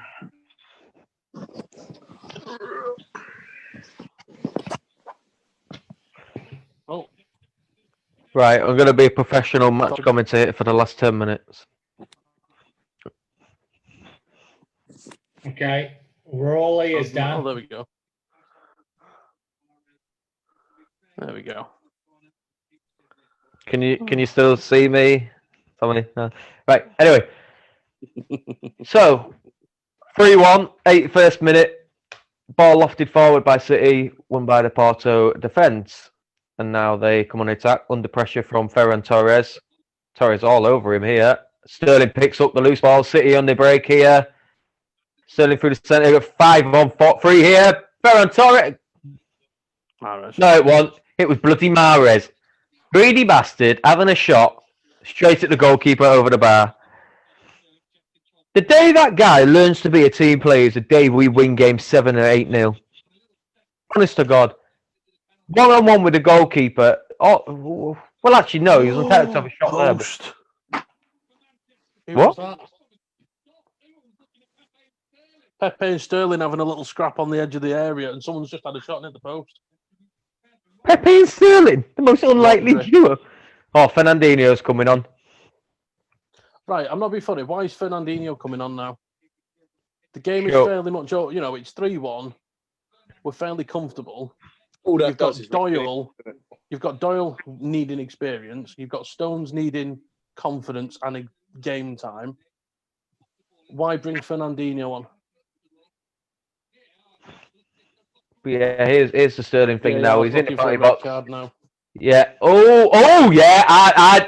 Oh. Pepe need Sterling when he was on the. Oh, what a post! What a post! What a What a shot. shot! Oh, I tell you what, if Pepe gets sent off there won't be much argument against it. Sterling was down on the floor and Pepe need him when he was on the floor. Was it in the box? I think it was. Should that not be a penalty? Well, you could The argue. ball See into replay it, here surely now. It's still a penalty, isn't it? Pepe, in essence, I think fouled Sterling in the penalty box. Sterling's down. Pepe has a go at him. Almost headbutts him. And then, yeah, that should be a red. Oh. That should be a red, without a doubt. If that's not a red, Are they VAR checking it? yeah, They are. that should be a red any day. Sterling's down. Oh, it's a yellow card. What the? Sterling's down on the ground. It was a foul for me. Pepe fouled Sterling in the penalty box to start off with. Sterling went down. Referee didn't give it, and then Pepe's gone in, put his head down. Even Fernandinho's and Pepe arguing with the Porto manager now. That Disgusting, that is. Lee, do you agree with me? That should be a red card, shouldn't it? That's filthy. That's a red and a penalty all day long. Yeah, That's yeah. disgusting. Without a doubt. That's your way for it. It's finest. That really If he's is. yellow though, if he's given yellow though, why is it still not a penalty? Is he just give play on and Exactly. there's no common sense, is there, in football anymore? This is why everyone hates VAR, though, isn't it? Yeah. What's the point? What is the point? He's literally on the floor. He's gone behind him, and full out need him in the back, like in the side. Oh, just wait At till the after the same game and let someone knock him time, out. at the same time, though, Lee, Chris, whichever one he said, it was yellow card for Pepe. If it was yellow card, the referee must have seen it. Yeah, it's a penalty, surely. Either VAR or he's something, yeah. That's what I'm saying. If he's booked it, if there's a booking, then why is it not either a free kick or a penalty? Yeah, because there's no advantage Doesn't matter if played. it's off the doesn't matter if it's an off the ball incident. The ball was in play. It's not like it's a corner and something's gone on and it's the ball's not in play. It can't be a free kick. It's just Fuck off, ref. Phil Foden he didn't win the ball, but it wasn't a foul. The guy went down like a sack of spuds as if he'd been shot again, like so many of these Porto players had, and he's given the free kick. booked him as well. What, Foden? No, I'm asking has he been? Oh, no. Foden hadn't been booked, but he gave the free kick. This referee is awful. Absolutely awful. No disrespect from anyone from Latvia watching, but fuck me. They've no fucking clue. How is that a free kick? Oh, it was Roger with the shot that hit the post. Oh, no, the keeper saved it. What a save by the keeper when it hit the post. That was going in the back of the net. Oh, my dear God. This officials are just... They're shocking, aren't they? Pepe should have been sent off. He should have had a penalty. The worst bit is, I mean, obviously these officials, they're humans. Everyone makes a mistake. You've got VAR, however. These officials are taking a wage at the end of the day. Yeah. They're actually being paid to officiate this game. And yet there are fat, lazy, useless twats, such as myself, sat at home, who can clearly see from the evidence that it's either a red card or a free. What are they doing? It really winds me up when people are paid to do a job and can't do it. Yeah. When everyone else watching it can do the job just as easy. Yeah, it's ridiculous. Hang on, are we on about football or my job? What do you do? Well, I'm a detailer. Valeter by trade. That's the best way to describe it. Wow. I like it. No, I was on about football. Well, yeah, because you get to play around with Volvos all day, so I'd love that. Hey, you should have seen the comment I left in a boot of somebody's car. They was a Liverpool fan. Oh, did I share? I think I shared a picture. Dave's certainly seen it. It was when we first started up. You might have seen it, Chris. Put it this way: not cock, but beginning with C, was inscribed in the boot of his car because he was having a go at me for being a City fan. The word you don't like. The word I don't like. He really peed me off that day, and I never like using that word. But anyway, yeah, no, I completely agree. The officials, they shouldn't be paying a wage. But then again, some of the players that play in today's game that earn the amount of money they do, they shouldn't. So the officials are quite entitled to earn that wage if the players that earn the same amount of money do. Messi being one of them. Olympiacos have just scored. They're 1-0 up against Marseille in our group. Ooh. God, I forgot those two were in our group. Actually, no, that's a good scoreline for us, isn't it? Because you'd think out of the two, we'd be more preferred to win against Olympiacos, wouldn't we? Yeah, because we play shit against French teams. True.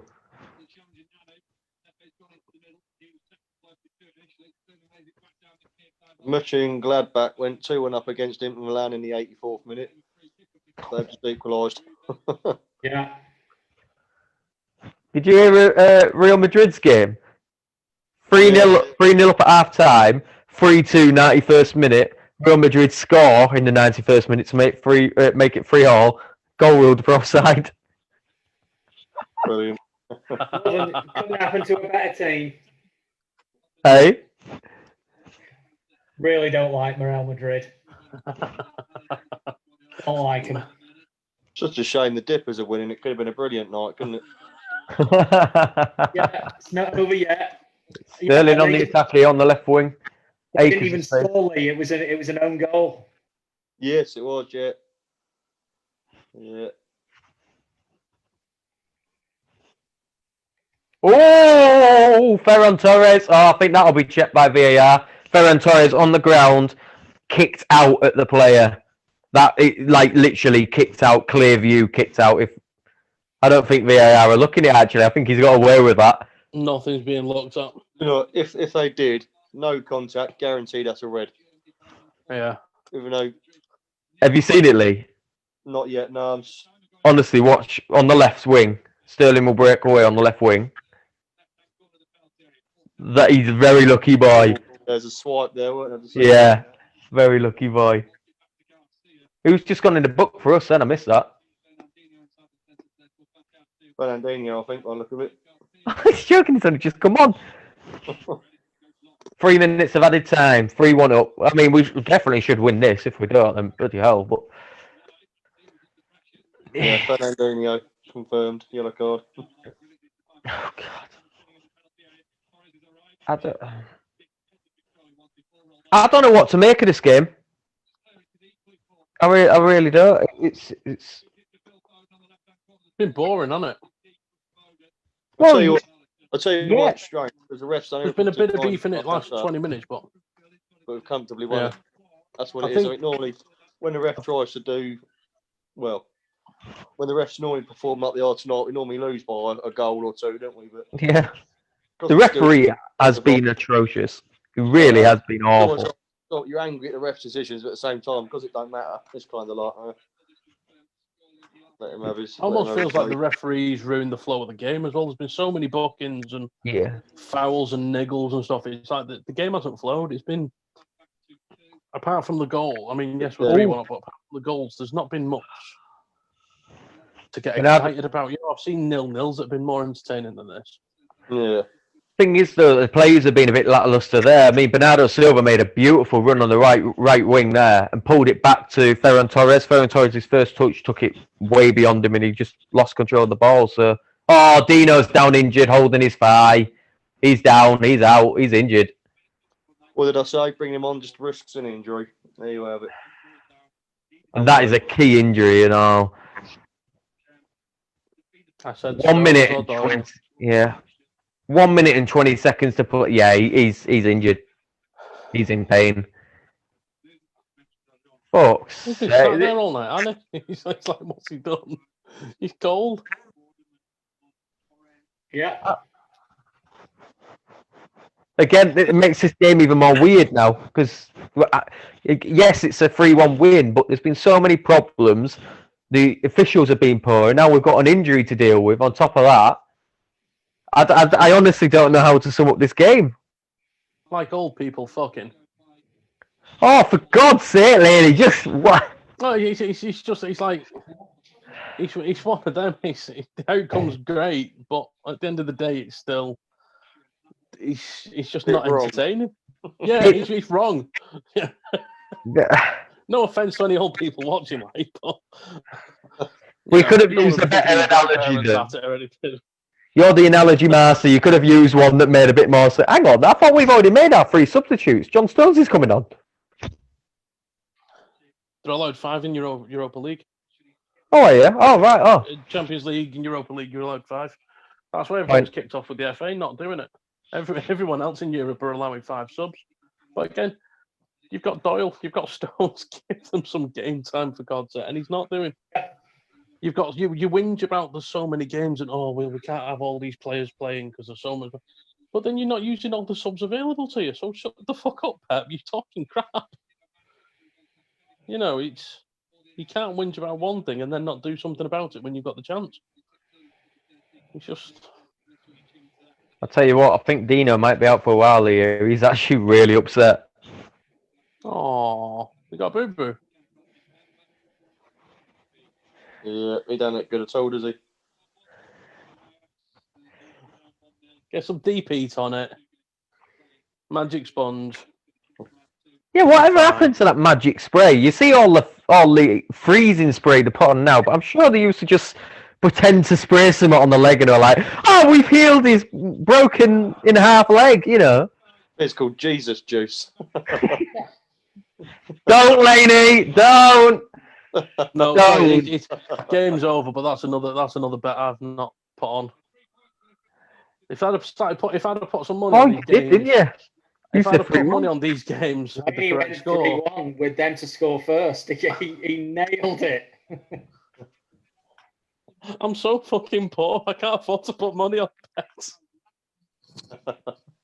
Tell you what, I'll put it the next bet on for you, on my behalf. To be fair, anyone listening, you owe me because I did tell you this morning. Anyone puts a bet on, I said 3-1 with them to score first.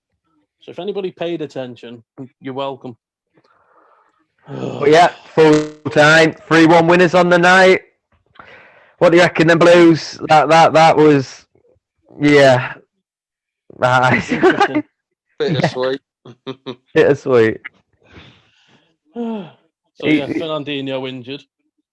Just going to see if I can get those odds for you, Laney. 5 players booked. Oh, don't, Dave, he'll cry. Gundogan scored tonight as well. Don't hurt his feelings. It's hard enough living in Scousland as it is. Let's have a look at that. I can't. Hey, I've got 3 pumpkins ready. I'm gonna carve my pumpkins tomorrow, and it's just gonna say across the 3 of them, Aguero. Just stick them in front of the window. I'm painting them blue as well. I've got some blue paint left.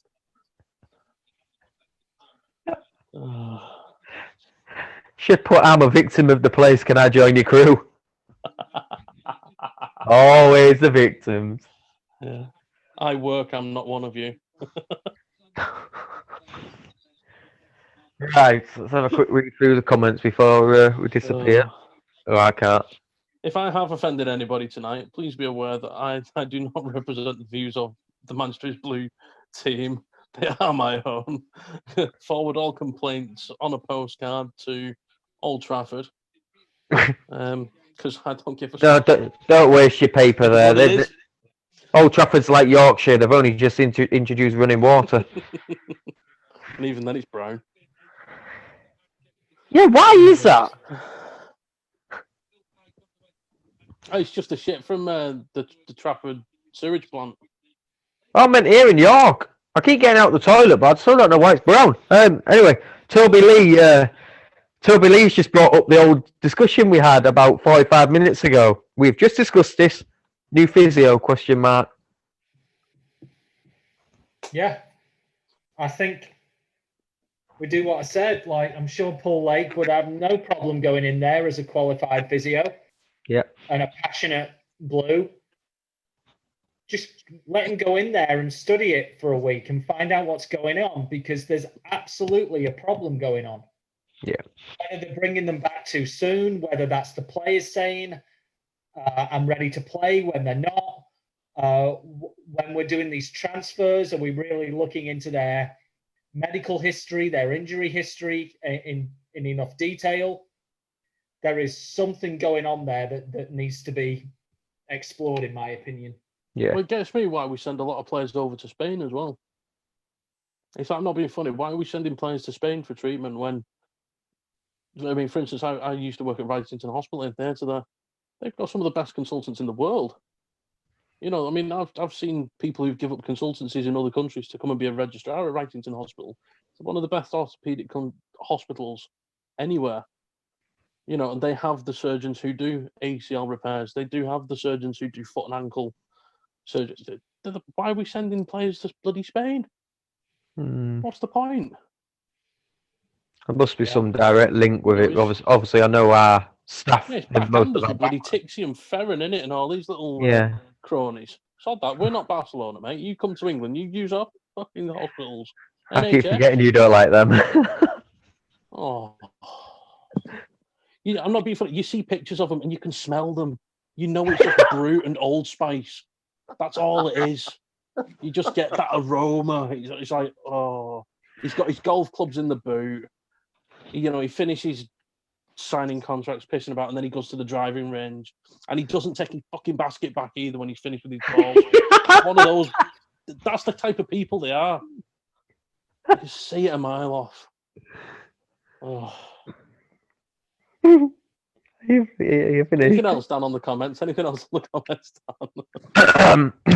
Right, well, Tixie is amazing. Ferran Serrano is apparently not a golfer. He's a ballet dancer. Anyway, Lorraine has put. I don't know what context this is. Pep Guardiola is saving players for. I'm guessing for the Premier League. Right. And Jane Chewin has put used to be a cold sponge down the shot. Hang on. Let me rephrase this. Used to be a cold. Where's this going? Well, I had to stop myself then. I think I read that wrong. Used to be a cold sponge down the short, seemingly regardless of where the area was in. What player was injured? Oh, I think she means like there was. I think you used to have a sponge down no matter where you were injured, basically. Yeah. If it was a groin strain, Right there. it's like in primary school. If it didn't matter where you had a cut, they used to get the wet paper towel out. That was it. It's the same treatment when you become a footballer. It was the wet sponge. Give it a rub. Josh Frost seems a bit more confident about tonight, though. Big win tonight, needed. Tell you what, it does one for the confidence, because imagine if we lost tonight. How we'd all be feeling now. If we'd lost 3-1, we'd all be sat here thinking, bloody hell. Well, yeah, what's going to happen next week after? It's only the first game, obviously, but we're straight away. We're top of that Champions League table, and so that's always nice. Yeah. Every team already is already playing catch up. The City, and if that's you think always a nice well, we've just come off.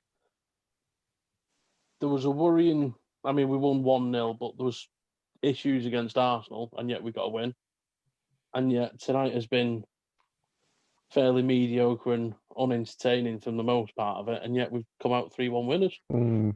You know, my dad always used to say the mark of champions is to play shit and come away with a result. So I would say though, I think we would have won that a lot more comfortably. I think we would have had a lot more comfortability about us if Porto didn't play the style they played. Have you noticed how? Well, quite a few Premier League teams did it, but Porto, more than any team I've seen in probably the last decade, every little niggle they made a big deal out of it, stopping the momentum and the flow of the game. And that's what City thrive off. I think that's why our possession and passing was so poor tonight, because there wasn't a continuous play. Like there was Arsenal. Bernardo Silva against Arsenal picked up the ball after a load of possession and managed to just dribble it past a few players and get onto the other end of the pitch and start another passing routine. Tonight, little niggles, Porto players are going down, but like I said, the officials are poor. The referee was given the free kicks, and that's what brought down the play. So I'll go back to what Laney said. I completely agree. The officials ruined the game in essence tonight, and the halted the play and the flow of the game. And I think that's why it was scrappy. But that would probably make it more of a big win. Like I can't remember who put it on the post, but that probably is such a big win because we got through that. Agreed. Yeah. Right. Any other positives? Walker was stunning tonight. Man of the match for you, wasn't Yeah, without a doubt. Yeah, I also think it was nice to see as well that we all said Foden and Torres to come on, and literally within less than 5 minutes of Torres coming on, the pair of them linked up and we got a goal. Yeah. So beautiful assist from Foden as well. I know, Dave, you were saying give them sort of 15 minutes after half time, but I never understood. I'm sorry, you've had 45 minutes to show your worth. If you've been pissing about, you don't get your chance in the second half. I'm sorry, you've done your bit. Yeah. We could have been 3-1 up with 60 minutes on the clock, not 80 odd. Oh, I do agree. I'm just saying, what does that do? You know, that half-time rollicking. You know, even though they've not played well that first 45 minutes, do you rollick them and say, no, this is what I wanted you to do. You need to do but better. Then give them the 15 minutes and then they don't. I'm not saying that's the right thing. But yeah, I think it's the primary school teacher in me. I'd have given him a good rollicking and said, right, you two sit there. You can write lines. Mahrez, I must pass the fucking ball. You know, and I'd have made them sit in the changing rooms for 15 minutes. And like, right, then you can join us on bench. Yeah. If you want to, if you want to play schoolyard football, you can be treated like bloody kids. Yeah. Because at the end of the day, they're on a fucking good wage. They are professionals. I mean, these lads have been playing football since they could walk. You know, it's not something they don't know how to do all of a sudden. Yeah.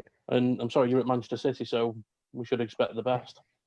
And that, honestly, that's my point about Garcia. That he's been kicking a ball. He was at La Masia. He's been kicking a ball since he could walk. He's a professional. You've got to give him that. All I can think is Guardiola's looking at training right now, and even though Garcia wants to go, he's still looking and saying he's a better option than Stones. He's a better option than Harwood Bellis. It's Or Stones. it's just the way. Even if we all as fans think that's wrong, it's just the way it seems to be with Guardiola. Yeah. Completely At agree. least we won today, though. That's the main thing at the end of the day, isn't it? Yeah. 3 points. Yeah, Made a statement. He's just disappointed about the money he could have won. Again. Hey, mate, Gundogan scored. You're going to sleep happy tonight. Oh, yeah. No, really, Gundogan was playing. I'm You gonna should get get in bed. plenty of sleep tonight. I'm going to get in bed, get on my phone, Sky Sports, watch the highlight. I'll be sound asleep till morning. Look at that. He's doing a post-match talk now. I'm struggling. Oh, God, no. I've got to feed my dogs and lock up and stuff. I don't want to look like I've got narcolepsy. Jane is asking when we're next back on, and my understanding is we'll be doing a West match Ham. day for West Ham. I don't think anyone's doing anything before then. We'll probably be doing a post-match and a pre-match, probably rolled into one due to the congestion times. Probably that'll be most likely Friday, depending on when Tom can plan around it. But yeah, we'll be going live. I will personally be going live for the West Ham game. Whether anybody joins me is a different matter. Hopefully it'll be a bit more professional that night than it was tonight. I was going to say, no do more, you want us to join? No more innuendos. Actually have a child-friendly podcast in which we can talk about the game, especially with it being on BT where not many people can afford it. They're not a smut show. But yeah, that's when we'll most likely be going live next. Just to read through the last couple of comments before we disappear. Toby Lee said, Gundogan goal was crucial, to be honest. It opened up space for us. I have to agree with that. James Taylor agrees that Walker was great tonight. Jane, however, disagrees with everything I've just said and said we don't need to change a thing of how we perform tonight. So, Lena, you're in James' book. Josh Frost, even thought it wasn't great, but we are showing when we aren't playing well, we get results. Imagine when we start playing well again, the results become more consistent. Let's hope so. Yeah, definitely. But yeah. If anyone else has got anything else to say? No, we got 192 comments, so thank you, everyone. Thanks for tuning in. Thanks for whoever was going to put dodgy live streams on there, not putting dodgy live streams on. We appreciate that. And if anybody asks to put... Yeah, if anybody asks to put live streams on the West Ham one, I'm not exactly subtle. I will tell you where to go. I'm Laney on my own, so hopefully somebody else will join me. So one of you three lads going to join?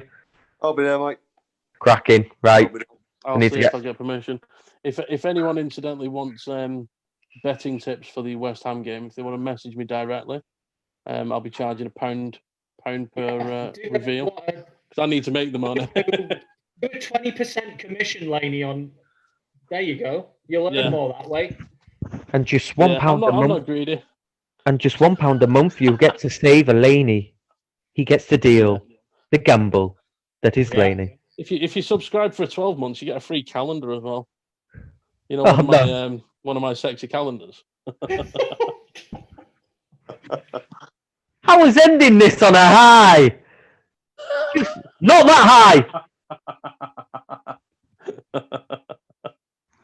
Anyway, lads, thank you. I know. Technically, watch-alongs are normally my thing, so I do. Thank you guys for joining me. It has been a laugh, sitting on here on my Todd, listening to these wankers on BT Sporting. So thanks for joining me. And like I say, hopefully you guys can join me on the weekend as well. Anytime, and if anyone wants to mail me some proper Cadbury's chocolate, please do that. I think I've got Twix somewhere. Yeah. Heroes. I like my heroes, like a tub of heroes that'd go down the storm. So I'll have the bounty. I seem to be the only person that likes bounty. You like the taste yeah, of the paradise? missus Yeah? likes a bounty, so you can send some of them over. Send it away. Send it away. Anyone wants to send me double deckers? Go for it. That's my favourite. Oh, can't beat a double decker. Does anybody else want any charitable donations while on this live? We might as well make the use of it. Like I say, just £1 a month feeds Laney's Yeah. gambling addicts. Just £1 a month gets to send Dave some chocolate. Lee, £1 a month for you. What are you lacking? Oh, Portsmouth Capri. Might need more than £1 a month though for that. Nice. Eh? It sounded like you said Portsmouth Paris. Well, go for whatever that is as well. If you like, no, the old Ford Capri, mate. Slowly doing it. Oh, right. Ford Capri, right. Yes. That is a retro classic, Lee.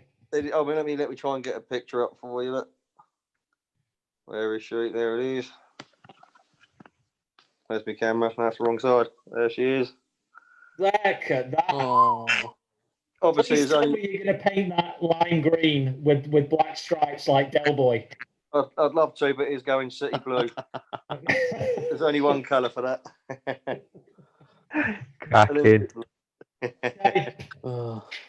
But yeah, thanks, boys. Thanks, please. And take care and see you all on the next live. Stay safe, stay blue, and City Day, finish it off how you normally do. Take you till we die. Cracking. Take care, See boys. you later, fellas. Bye.